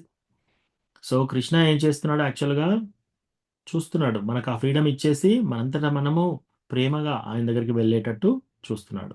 యెస్, మనం ప్రేయర్ చేయొచ్చు కానీ అది అది చేసి చూపెట్టాలి కూడా. ఒక ప్రేయర్ చేయడం కాకుండా ఆహ్, నిజంగా అలా చేసి చూయించాలి. ప్రభుజీ ఎంత ఫ్రీ విల్ ఇచ్చాడు భగవంతుడు. మన మనసులో ఏముంది, హృదయంలో ఏముంది భగవంతునికి తెలుసు. చివరికి అయినా కూడా భగవంతుని దయ ఉంటేనే వెళ్తాం కదా ప్రభుజీ. యెస్ మాతాజీ. ఇప్పుడు దాంట్లో ఒక కథ చెప్పొచ్చు మనం. సీ, ధ్రువ మహారాజ్ 5 సంవత్సరాల పిల్లవాడు. ఆయన ఏమనుకుంటున్నాడు, ఆయన తండ్రి తొడ మీద ఆహ్, తన పినతల్లి యొక్క కొడుకు ఉత్తమ కూర్చొని ఆడుకుంటూ ఉంటే, ఓకే. ఆయన కూర్చున్నాడు కదా! నేను కూడా కూర్చుంటాను అని వెళ్తూ ఉన్నాడు. వెళ్తూ ఉంటే ఈ పినతల్లి వచ్చేసి గట్టిగా అరుస్తుందనమాట. "ఏయ్! నువ్వు అక్కడ ఆగు. నువ్వు నా గర్భంలో నుంచి పుట్టలేదు కాబట్టి నీకు నీ తండ్రి తొడ మీద కూర్చొని ఆడుకునే ఆమ్, అవకాశం నీకు లేదు. ఈయన క్షత్రియుడు. అలా అనే వరకు అమ్మా నేను నా తండ్రి మీద కూర్చోలేనా అని చెప్పేసి బాగా కోపం వచ్చేస్తుందన్నమాట. కోపం వచ్చేసి తల్లి దగ్గరికి వెళ్తాడు. తల్లి దగ్గర వెళ్ళి ఏడుస్తూ చెప్తుంటాడు అనమాట. తండ్రికి చూస్తాడు ఫస్ట్. తండ్రి కూడా ఏమనడు పినతల్లి మాట్లాడుతుంటే. "ఏదో లేదు లేదు నువ్వు వచ్చేసి నాకు నా నా తొడపైన కూర్చోవచ్చు రా" అని పిలవడు. సో అప్పుడు ఏడుస్తూ తల్లి దగ్గరికి వెళ్తాడు. అప్పుడు తల్లి చెప్తుంది, "అవును నేను మీ తండ్రి యొక్క ఇష్టమైన భార్యను కాదు. కాబట్టి మనకు ఆ అవకాశం లేదు." అంటే ఇప్పుడు ఈయన అనుకుంటున్నాడు అనమాట మనసులో. ఓకే. ఇప్పుడు ఆయన తొడ మీదనే కూర్చోనివ్వలేదు ఇప్పుడు. నేను పెరిగినాక నాకు ఆ రాజ్యం ఎలా ఇస్తాడు? ఆ రాజ్యం కూడా నాకు ఇవ్వడు కదా! నేను ఈ రాజ్యమే కాదు, ఇంతకంటే ఈయన కంటే పెద్ద రాజ్యం తీసుకుంటాను నేను. అది రావాలంటే ఏం చేయాలి అంటే విష్ణుమూర్తికి తపస్సు చేయి అని చెప్పి. సో, ఆ కోరిక ఉంది లోపట. ఒకటి ఆ పినతల్లి మీద పగ ఉంది. తర్వాత కొంచెం కోపం. రెండోది తండ్రి కంటే అధికమైన స్థాయిలో నేను వెళ్ళాలనే కోరిక ఉంది. ఈ రెండిటికి వెళ్ళి అడవిలోకి వెళ్తూ ఉంటాడు. వెళ్తుంటే ఆ నారదుడొచ్చేసి చెప్తాడనమాట. సో, నారదుడొచ్చేసి "ఓ ఓ బాలక! నువ్విప్పుడు ఆడుకునే టైంలో ఇక్కడికెందుకు వెళ్తున్నావు నువ్వు" అంటే, "నేను తపస్సు చేసుకోవాలి. నేను విష్ణువుని కలవాలి" అంటున్నాడు సీరియస్‌గా. "లేదు లేదు నువ్వు ఆడుకునే టైంలో ఇలాంటియన్ని అవన్నీ పట్టించుకోకు. నువ్వు జస్ట్ ఈ బొమ్మలతో ఆడుకో" అంటే, "నువ్వు నాకు విష్ణుతో కలవాలనేది ఏదైనా ఉపయోగకరం ఉంటే చెప్పండి. లేకపోతే మీరెళ్ళిపోండి." సీరియస్‌గా చెప్తాడనమాట. ఓకే. ఈయన చాలా సీరియస్‌గా ఉన్నాడు ఇప్పుడు అని చెప్పేసి, ఆయనకు మంత్రదీక్ష ఇచ్చేసి, "నువ్వు ఇలా ఎళ్లి ఇలా తపస్సు చెయ్యి" అని చెప్తాడు. సో, ఆయనెళ్లి తపస్సు చేస్తాడు. 6 నెలల్లో భగవంతుడు డైరెక్ట్‌గా దర్శనమిస్తాడు. సో, దర్శనమిచ్చినప్పుడు ధ్రువ మహారాజ్ ఆయనను చూసిన తర్వాత వావ్! భగవంతుడు ఎంత అందంగా ఉన్నాడు, ఎంత సౌందర్యంగా ఉన్నాడు. ఇంకా భగవంతుడిని చూసినాక ఆయన లోపట పగ, అన్ని ద్వేషాలన్నీ పోయాయి. కోరికలన్నీ పోయాయి. ఇంకోటి ఆయన ఏమంటున్నాడు, ఓహ్! బ్రహ్మాది దేవతలు, ఇంద్రాది దేవతలకు దక్కని ఈ యొక్క దర్శనం నాకు దక్కింది. కానీ నేనెంత తప్పు చేశానని, ఎంత చీప్ కోరిక కోరుకున్నాను. ఏదో పగిలిపోయిన అద్దం కోసం కోరుకున్నాను కదా! ఆ! ఆయన అనుకుంటున్నాడప్పుడు. ఆయన తండ్రి, తాత కంటే పెద్ద రాజ్యం పగిలిపోయిన అద్దం. హ్మ్. సో, కానీ భగవంతుడొచ్చేసి, "నీ హృదయంలో ఈ కోరికలుండే కదా!" అని చెప్పేసి ఆ 2 కోరికలు కూడా తీరుస్తాడు. ఏంటది? ఆయనే తండ్రి కంటే తాత కంటే, ముత్తాత కంటే పెద్ద రాజ్యం ఇస్తాడు ధ్రువలోకం. సో, ఆ కోరిక తీర్చాడు. పినతల్లి మీద కోపం ఉంటుంది బాగా. ద్వేషం ఉంటుంది.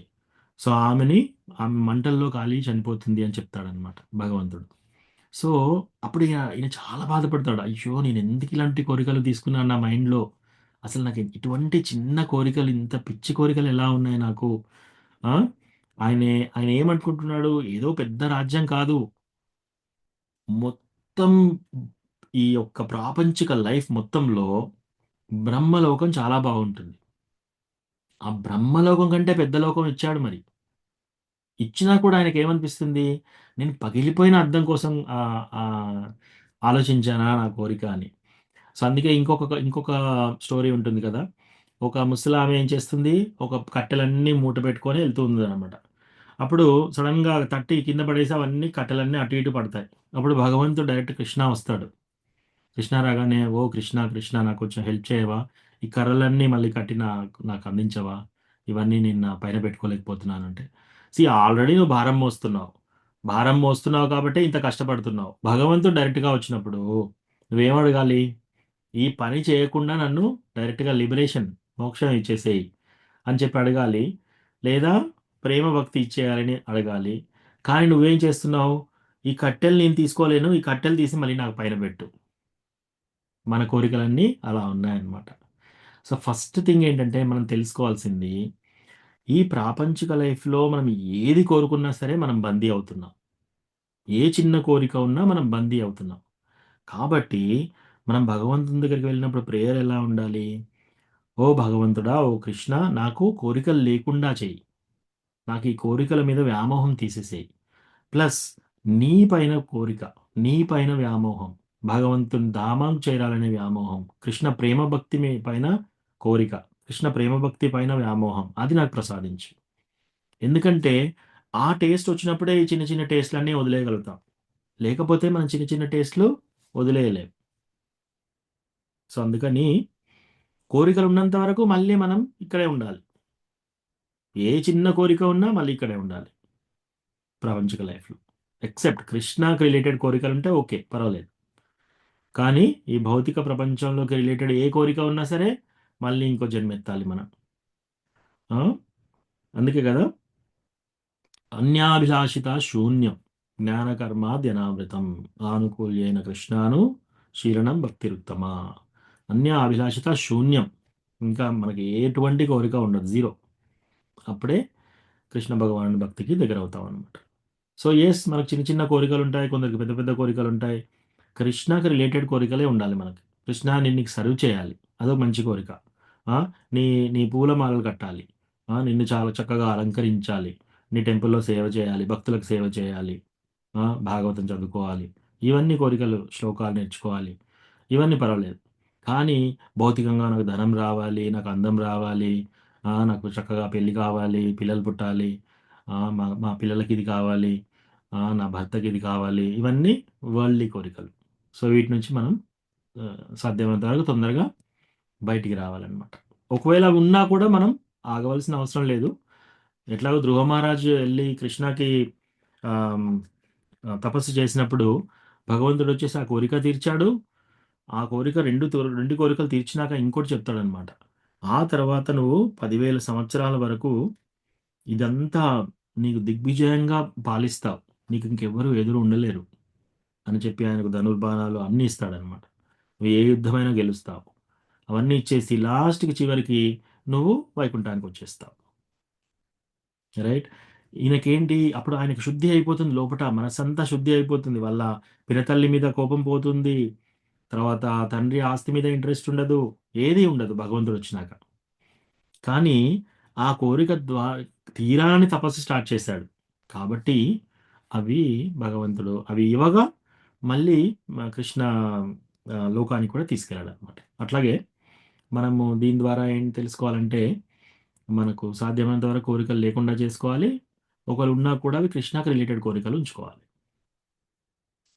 అట్లా. ఓకేనా మాతాజీ? ప్రభుజీ ధ్రువ మహారాజ్ శరీరంతో సహా వెళ్ళిపోయారు ప్రభుజీ. యెస్ మాతాజీ. యెస్. ఇంకొకరు కూడా అంటారు ప్రభుజీ, గుర్తు రావట్లేదు. శరీరంతో పాండురంగ విఠల్ ఆయనే అక్కడ చెప్తారు ప్రభుజీ. యెస్. ప్రభుజీ పట్టుదల మనం సీరియస్ గా చేస్తూ ఉండాలి అంతే. ఇంకా మనము చేస్తూ ఉన్నప్పుడే శుద్ధి అయితూ ఉంటాము అనేది యెస్. సీరియస్ గా ఉండాలి ధ్రువ మహారాజ్. యెస్. ధ్రువ మహారాజ్ దాంట్లో మనకు ఆ పట్టుదల మెయిన్‌లీ డిటర్మినేషన్ దాని గురించి చెప్తారు మెయిన్‌లీ. కానీ మనకు భక్తిలో కావాల్సిందేంటి? మెయిన్ థింగ్ ఏంటంటే ఆహ్, సింప్లిసిటీ. సింపుల్‌గా కృష్ణ ప్రేమ భక్తి గురించి మనము ఆహ్, చాంటింగ్ చేయడం. కృష్ణ ప్రీత్యర్థం. ప్రతీది కృష్ణ ప్రీత్యర్థం ఉండాలి ఏదైనా సరే. కృష్ణకి నచ్చితేనే మనం చేయాలి. కృష్ణకి నచ్చిందా? కృష్ణ లిటరేచర్‌లో చెప్పాడా? అవే చేయాలనమాట. మన మనము మన ఎమోషన్స్ అన్నీ మన యొక్క ఎమోషన్స్ అంటే మన యొక్క ఆహ్, ప్రతి మన యొక్క కోపం కానీ, మన యొక్క ప్రేమ కానీ, మన యొక్క ఎదురుచూపు కానీ అన్నీ కృష్ణ మీద ఉపయోగించుకోవాలి. ఈ ప్రాపంచిక లైఫ్ వాటి మీద ఉపయోగించుకోకూడదనమాట. సో, అట్లా మనం ఎప్పుడు ఎక్కువ చేయగలిగితే అప్పుడు మనం ఆటోమేటిక్‌గా మనయన్నీ కూడా కృష్ణ కాన్షియస్ యాక్టివిటీస్ అయితాయి. సో, తద్వారా స్లోగా మనము ప్రభుపాద ఏం చెప్తారంటే, ఒక ఐరన్ రాడ్ తీసుకొని మీరు మంటలో పెట్టారనుకోండి, కాలుగా కాలుస్తుంటే, కాలుస్తుంటే, కాలుస్తుంటే అది ఎర్రగా అయ్యి కొన్ని రోజులైనాక ఏమవుతుంది? అది కూడా రెడ్‌గా అయిపోతుంది ఐరన్ రాడ్. దాన్ని ముట్టుకుంటే ఏమవుతుంది? కాలిపోతుంది. మంటకి ఆ ఐరన్ రాడ్‌కి తేడా తెలీదు. అట్లాగే మనం కృష్ణ భక్తిలో అలా ఎక్కువగా ఉంటే అప్పుడు శుద్ధ భక్తిలోకెళ్తామనమాట. సో, సిన్సియర్‌గా మనం 16 రౌండ్లు చాంటింగ్ చేసి, ఈ 4 రెగ్యులేటివ్ ప్రిన్సిపల్స్ ఫాలో అవుతూ ఉండి, తర్వాత భక్తుల సేవలు చేస్తూ ఉండి, అన్నీ కృష్ణ భగవానుని ప్రీత్యర్థం ఇవన్నీ యాక్టివిటీస్ చేస్తూ ఉంటే ఆటోమేటిక్‌గా మనకు ఆహ్, దానికి దగ్గర అయిపోతాం మనం ఆ చాంటింగ్ ద్వారా. ఓకేనా? Vijay Raghunath Prabhu, Jyotirupa Kamala Mataji. Okay Prabhu, thank you. Hare Krishna. Prabhuji. Okay Prabhuji, thank you Prabhuji. Hare okay. ఇంకెవరికన్నా ప్రశ్నలు ఉన్నాయా? లేకపోతే ఇక్కడ ఆపుదాం హరే ఇవాళ. కృష్ణ ప్రభు. ఎస్ అమ్మా. హరే కృష్ణ ప్రభుజీ. ఇప్పుడు ఈ జన్మ తీసుకుంటే ప్రభుజీ ఎవరికి హాని చేయాలి, ఎవరిని భక్తులనైనా బాధ పెట్టొద్దు అని ఎప్పటికీ మనసు నిండా ఉంటది. కానీ వాళ్ళ చేసిన దాన్ని బట్టి మరి వాళ్ళను మీరు ఇట్లా నన్ను చేసిండ్రు అని అంటే అది అపరాధమేనా ప్రభుజీ? అది కూడా వాళ్ళను బాధ పెట్టినట్టేనా ప్రభుజీ? బాధ పెట్టినట్టు కాదు. అంటే నాకు అర్థమైంది ప్రశ్న ఏంటంటే, మనకి భక్తుల పట్ల ఏమి ప్రాబ్లం లేదు. కానీ ఎప్పుడన్నా మనమేమన్నా ప్రశ్న అడగడం ద్వారా, మనమేమన్నా చేయడం ద్వారా వాళ్ళకేమన్నా ఇబ్బంది జరుగుతుందనా? లేదు ప్రభుజీ, నాకు ప్రాబ్లం అయింది. హ్మ్. మరి ఇట్లా ప్రాబ్లం అయింది కదా, నేను దానితోనే నేను భరించలేకపోతున్నాను, నా పరిస్థితి ఏంది, నా ప్రాబ్లం తగ్గించండి అని అడిగితే మరి వారు భక్తులు కదా, మరి వారిని నేను బాధ పెట్టినట్టు అవుతుందా ప్రభుజీ? కాదు. అట్లేం కాదు. జస్ట్ సొల్యూషన్ అడుగుతున్నారు. ప్రేయర్ చేయమని అడుగుతున్నారు. నా వల్ల అవ్వట్లేదు. నాకు ఈ ప్రాబ్లమ్ ఉంది. ఈ ప్రాబ్లమ్ నుంచి బయటికెలా ఎళ్ళాలి? ఇవన్నీ నిజంగా అడగాలి కూడా. ఆ! పరిప్రశ్నైన సేవయ. చాలా వినమ్రతా భావంతో అడగాలి. వాళ్ళు చెప్పింది సాధ్యమైనంత వరకు పాటించగలిగితే మంచిది. భక్తులు చెప్పింది. ప్లస్ ఇంకోటి, భక్తులలో గూడా రకరకాలుగా ఉంటారు. కనిష్ట భక్తులుంటారు. మధ్యమ భక్తులుంటారు. ఉత్తమ భక్తులుంటారు. సో, కనిష్ట భక్తులు ఏంటంటే వాళ్ళు గూడా ఇంకా తక్కువ స్థాయి డివోషన్‌లో ఇప్పుడిప్పుడే డివోషన్‌లోకొస్తున్నారు. ఇంకా చాలా అనర్థాలున్నాయి వాళ్ళకి. సో, వాళ్ళు కనిష్ట భక్తులు. తర్వాత మధ్యమ భక్తులు అంటే వాళ్ళు 100% ఫిక్స్ అయిపోయారు కృష్ణ భగవానుడి భక్తిలో. కానీ ఇంకా ప్రాపంచిక వ్యక్తులతో కలవకుండా వాళ్ళ పనేదో వాళ్ళు చేసుకుంటూ ఉంటారు. తర్వాత ప్రీచింగ్ యాక్టివిటీస్ చేస్తూ ఉంటారు. ఉత్తమ భక్తి, ప్యూర్ డివోటీస్ ఏంటంటే వాళ్ళకి శత్రువులు ఎవరు ఉండరు. వాళ్ళు ఎవరితోనైనా కూడా కలుస్తారు, మాట్లాడతారు. అందరిని క్షమించగలుగుతారు. ఇవన్నీ ఉంటాయన్నమాట. సో, మనం భక్తుల్ని ఏదైనా అడిగినప్పుడు కూడా వాళ్ళు చెప్పేది వాళ్ళ యొక్క లెవెల్ ప్రకారం వాళ్ళు చెప్తూ ఉంటారు. సో, మనం సాధ్యమైనంత వరకు వాళ్ళు చెప్పింది మనం పాటించడానికి ప్రయత్నం చేయాలి. ఎందుకంటే మనమెళ్లి డాక్టర్ దగ్గరికి వెళ్ళాం. డాక్టర్ దగ్గరికి వెళ్ళేసి నాకు ఈ ప్రాబ్లమ్ ఉంది అంటే వాళ్ళు మెడిసిన్స్ రాసిస్తారు. రైట్? ఆ మెడిసిన్స్ రాసిచ్చినప్పుడు ఆ మెడిసిన్ యేసుకుంటేనే కదా మనకు తగ్గేది. హ్మ్. సో, వాళ్ళకి ప్రేయర్ చేయమని చెప్పాలి. ప్లస్ మనం కూడా ఈ ప్రాబ్లమ్ నుంచి నేను అధిగమించాలంటే నేనేం చేయాలి? అని చెప్పి వాళ్ళ దగ్గర సలహా తీసుకొని చేయాలి. సో, అట్లా సరైన డివోటీ పద్ధతి ప్రకారంగా ఉన్న డివోటీస్‌ని మనం అడిగినప్పుడు వాళ్ళు చెప్పింది కూడా వాళ్ళు కూడా ఎలా చెప్తారంటే వాళ్ళు గురువుల దగ్గర ఏది విన్నారు? భగవద్గీతలో ఎలా ఉంది? భాగవతంలో ఎలా ఉంది? ఇవన్నీ విని దాని ప్రకారంగా ఆన్సర్ చెప్పారనుకోండి. మీరది పాటిస్తే ఇమ్మీడియేట్‌గా మీకు రిలీఫ్ అనేది ఇమ్మీడియేట్‌గా వస్తుంది. హ్మ్. సో, అట్లా మనము 5, 6 డివోటీని అడుగుతున్నాము కానీ అది పాటించలేదనుకో, దానివల్ల లాభం ఏంటి? మనం 5, 6 డాక్టర్ దగ్గరికి వెళ్తున్నాం. 5, 6 కూడా టెస్టులు చేయించుకుంటున్నాం. అందరి దగ్గర మందులు తీసుకుంటున్నాం కానీ మందు వాడట్లేదు. సో, అట్లా అన్నమాట. సో, మనము ఆహ్, శుద్ధ భక్తులు వీలుంటే వాళ్ళ దగ్గరికి వెళ్లి అడగాలి. లేకపోతే ఎవరైతే సీనియర్ డివోటీస్ ఉంటారో వాళ్ళని అడిగి తెలుసుకోవాలి. తెలుసుకొని మనము అది పాటించి ముందుకు వెళ్ళే మార్గం తీసుకోవాలి.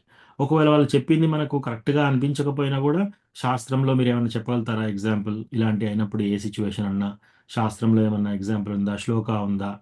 అట్లా అడగొచ్చు మనం వినమ్రతగా. అడిగితే వాళ్ళు దాని ప్రకారంగా ఏదైనా పాస్ట్ టైమ్ చెప్పడం గానీ, ఏదైనా కథ చెప్పడం కానీ అట్లా తద్వారా మనము ఆహ్, ఇంప్రూవ్ చేసుకోవచ్చు. ఓకేనా అమ్మా? అది మీ ప్రశ్నకు వచ్చిందా ఆన్సర్? లేకపోతే ఆహ్, వేరే ప్రశ్న ఉందా? మ్యూట్‌లో ఉన్నావమ్మా.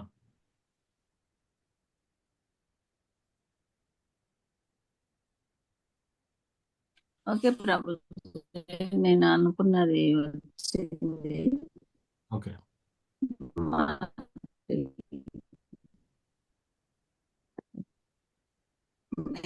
నేనేమన్నా పొరపాటు చేస్తానని అనిపించింది. మంచి ప్రభు. హరే కృష్ణ. హరే కృష్ణ. ఎస్ సరిత మాతాజీ, మీకు ప్రశ్న ఏముందా?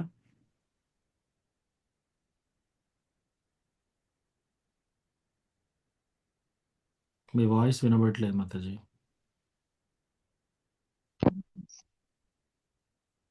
హరే కృష్ణ. ఇప్పుడు వినిపిస్తుందా ప్రభుజీ? ఇప్పుడు వినిపిస్తుంది మాతాజీ. ఎస్. ప్రభుజీ, 4 నియమాలు పాటించకుండా 16 మాలలు చేస్తున్న వారు వాళ్ళు కనిష్ట కిందికి వస్తారా ప్రభుజీ?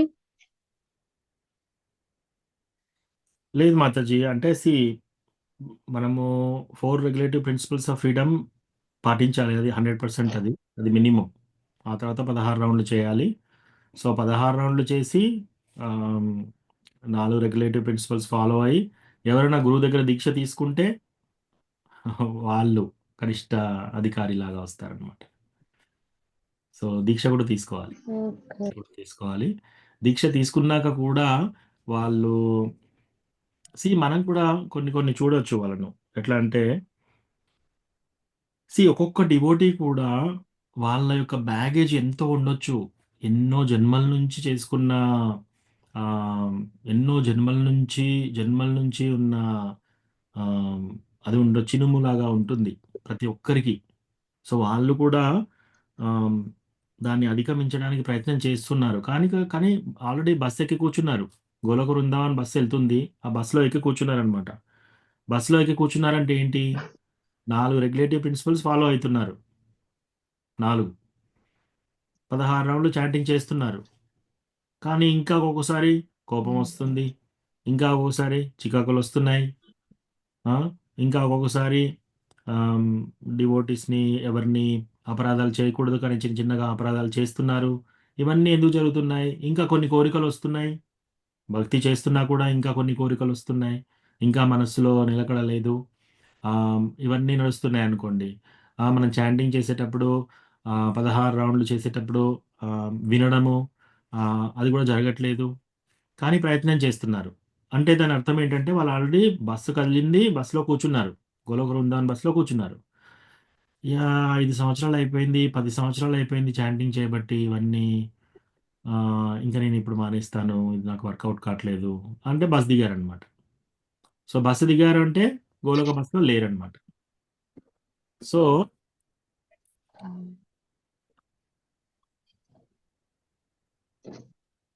సో మనము కనిష్ట అధికారి అంటే ఎవరంటే మాతాజీ బేసికల్లీ ఏంటంటే వాళ్ళ భక్తిలోకి ఇప్పుడిప్పుడే వచ్చారు.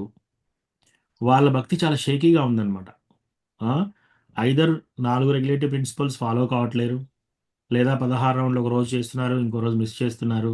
ఏకాదశి రోజు వీలైతే ఏకాదశి చేస్తున్నారు, వీలు కాకపోతే ఏకాదశి చేయట్లేదు. ఇట్లా వాళ్ళు ఇంకోటి ఎప్పుడన్నా వేరే ఏదైనా టెంపుల్కి వెళ్ళినప్పుడు వాళ్ళ యొక్క భక్తి వాళ్ళ యొక్క నిలకడగా లేదు. సో వీళ్ళందరూ కనిష్టాధికారి కిందికి వస్తారు. మధ్యమాధికారి అంటే ఎవరు అంటే, మధ్యమాధికారి అంటే 100% ఫిక్స్ అయిపోయారు. ఇంకా వాళ్ళు కృష్ణ భగవాన్ భక్తిలో 100% ఫిక్స్ అయిపోయారు. ప్రాపంచిక లైఫ్తో నాకు వద్దు అని చెప్పేసి ప్రాపంచిక వ్యక్తులతో కూడా దూరంగా ఉంటున్నారు. వ్యత్యాసం చూపిస్తున్నారు. వీళ్ళు ప్రాపంచిక వ్యక్తులు, వీళ్ళు డివోటీస్. నేను ఓన్లీ డివోటీస్తోనే ఉంటాను, ప్రాపంచిక వ్యక్తులతో నాకు పని లేదు. వాళ్ళను వ్యత్యాసంగా చూస్తున్నారు.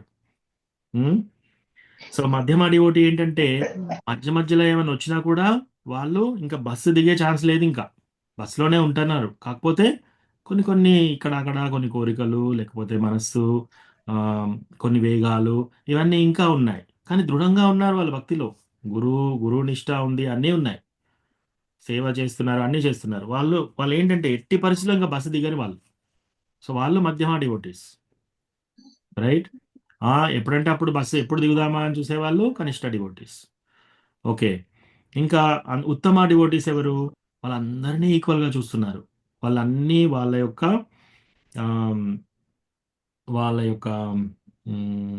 ఆదౌ శ్రద్ధ తదస్సాధు సంఘ భజన భజన క్రియ నివృత్తిష్యాత్. అనర్థాలు చాలా అనర్థాలు ఉన్నాయి వాళ్ళకి. ఇంకా సారీ, అనర్థాలు అన్నీ అధిగమించారు. అన్ని అనర్థాల నుంచి అధిగమించారు. వాళ్ళు ఏ టైంలో వాళ్ళు ఏంటంటే వాళ్ళు క్లాస్ చెప్పడానికి కూడా ఏం చేస్తున్నారు, ఉత్తమ స్టేజ్ నుండి మధ్యమ స్టేజ్కి వచ్చి క్లాస్ చెప్తున్నారు.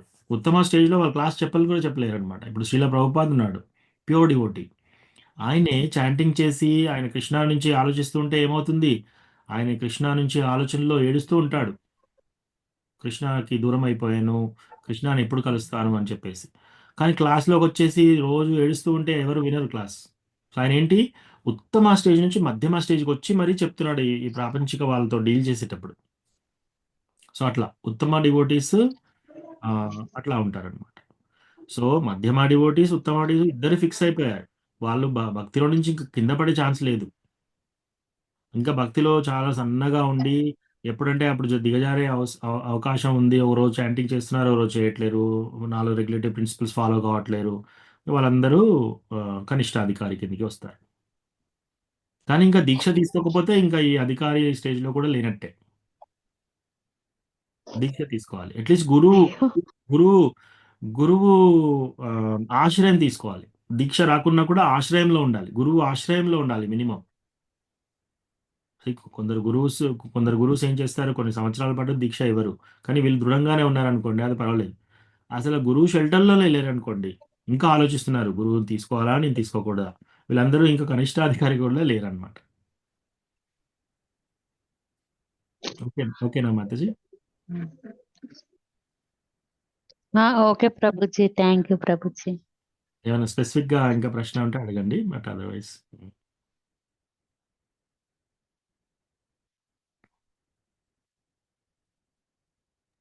హరే కృష్ణ ప్రభుజీ, ప్రణామాలు.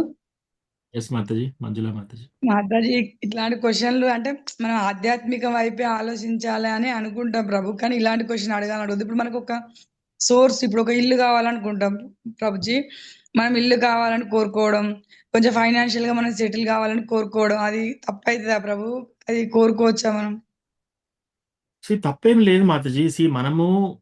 మనము డెఫినెట్లీ ఇల్లు ఉండాలి కూడా.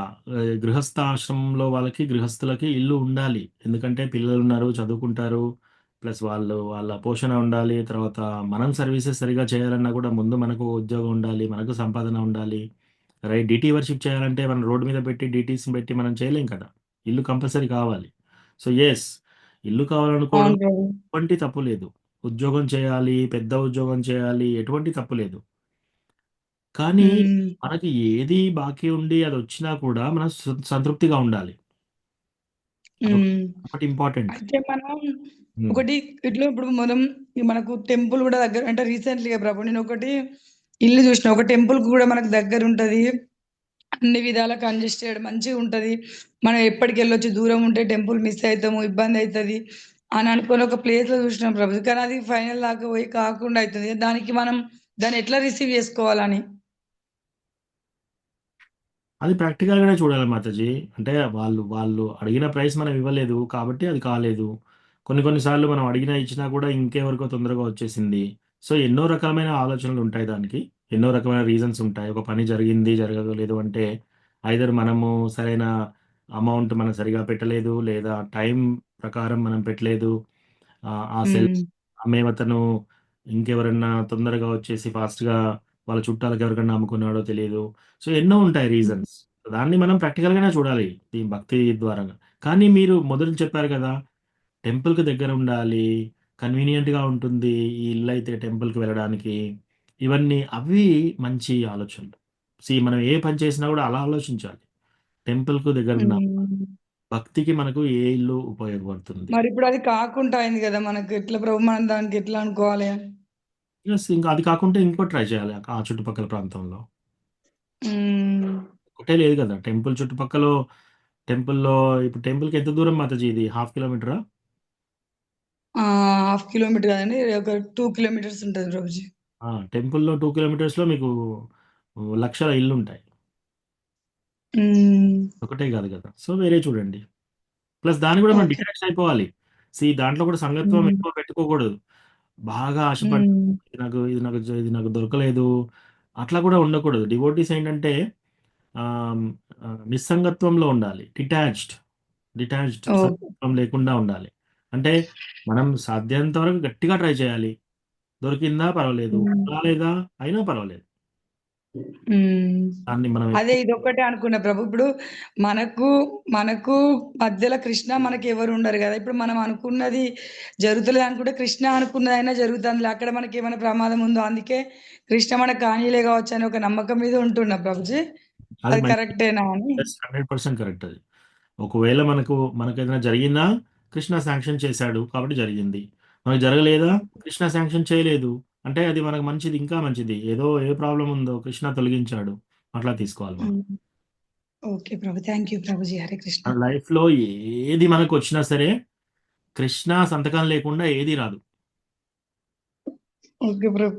రైట్. మనకు వచ్చే ధనం కానీ, మనకు వచ్చే యాక్సిడెంట్ కానీ, మనకు వచ్చే ప్రమాదం కానీ, మనకు వచ్చే మంచి కానీ, కృష్ణ అనుమతి లేకుండా ఏది జరగదు. ఏదైనా జరిగింది మన లైఫ్లో అంటే కృష్ణ అనుమతించాడు అని అర్థం. మళ్ళీ కొందరు అంటారు, ఇంత పెద్ద ప్రాబ్లం కృష్ణ ఎలా అనుమతిస్తాడు, ఆయన ఏం దేవుడు, అట్లా అని మనం కోపగించుకోకూడదు. దాని వెనకాల ఎంత పెద్ద లెసన్ ఉందో మనకి ఇప్పుడు తెలియదు. మన కృష్ణ దగ్గరికి వెళ్ళినప్పుడు అడిగితే అప్పుడు చెప్తాడు. ఇప్పుడు మీకు ఇంతకుముందు ఒక ఎగ్జాంపుల్ చెప్పాను కదా. ఇప్పుడు మనము ఒక 100 జన్మలు ఎత్తామనుకోండి. 100 జన్మల్లో 100 డిఫరెంట్ ఫ్యామిలీ మెంబర్స్తో ఉన్నాం. ఆ ఫ్యామిలీ మెంబర్స్తో బాగా సంగత్వం పెట్టుకున్నాం. కృష్ణ ఏం చేస్తున్నాడు, ఈ డివోటీకి బాగా ఫ్యామిలీ బాండేజ్ బాగా ఉంది, మెల్లమెల్లగా ఈయన దగ్గర నుంచి ఆట వస్తువులు నేను తీసేసుకోవాలి. సో మెల్లమెల్లగా ఫ్యామిలీ మెంబర్స్ని తీసేసుకుంటున్నాడు అనుకోండి. కృష్ణ చేసేది కరెక్టే. 100 జన్మలు ఎత్తావు నువ్వు ఆల్రెడీ. సో ఇప్పుడు కృష్ణ ఇట్లా తీసేసుకున్నాడు అనుకో, మనకేమనిపిస్తుంది, అయ్యో ఇంత పెద్ద ప్రమాదం నాకెందుకు వస్తుంది, నా లైఫ్లో ఎందుకు వస్తుంది, అందరూ బాగానే ఉన్నారు, నాకెందుకు జరుగుతుంది ఇలా. మన బ్యాగేజ్ మనకు ఎలా ఉందో, ఎన్ని జన్మల నుంచి మనం బందీలుగా ఉన్నామో మనకు తెలియదు కదా.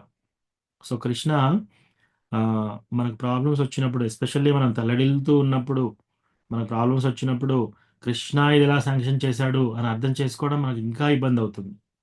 కానీ ఆ టైంలోనే మనం డెఫినెట్గా అది కృష్ణ యొక్క హస్తం ఉంది అక్కడ, ఏది జరిగినా మనం మంచికే అని చెప్పేసి మనం భక్తి నుంచి కిందికి జారిపోకూడదు. మనం ఒక్కసారి గోలోక ఎక్స్ప్రెస్లో ఎక్కి కూర్చున్నామంటే మనకి దిగొద్దిగా.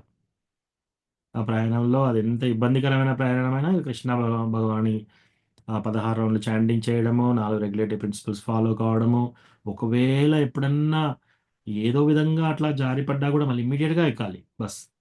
మళ్ళీ ఇమ్మీడియట్గా మళ్ళీ ఇంత ముందు స్థాయిలో వెళ్తూ ఉండాలి. సాధ్యమైనంత వరకు పడకుండా చూడాలి. సో భక్తులు ఉంటే వాళ్ళు పట్టుకుంటారు కాబట్టి భక్తుల సాంగత్యంలో ఉండాలి. ఓకేనా Mataji? Okay Prabhuji, thank you Prabhuji. Hare Krishna. Okay, ఇక్కడ ఆపుదాం ఇవాళ. Thank you so much. Glories to Srila Prabhupada. Vanchakalpatarubhyasya kripa sindhubhya eva cha pataitanam pavanebhyo vaishnavebhyo namo namah. Anantakoti Vaishnavrinda ki jai. Srila Prabhupada ki జై జై Hare Krishna. హరే కృష్ణ ప్రభు. ధన్యవాదాలు. Hare Krishna. Thank you చాలా ప్రభు. చక్కగా హరే వివరించారు ప్రభు ప్రభుజీ. చెప్పిన నామాలు ధన్యవాద ప్రణామం. అందరికీ అర్థమయ్యే విధంగా చాలా బాగా వివరించారు ప్రభుజీ. మీరు చాలా కిందికి దిగి వచ్చి లేదమ్మా. హరే మా కృష్ణ ప్రభు, స్థాయికి ధన్యవాదాలు. దిగి వచ్చి చాలా బాగా వివరించారు. హరే కృష్ణ. Thank you Prabhuji.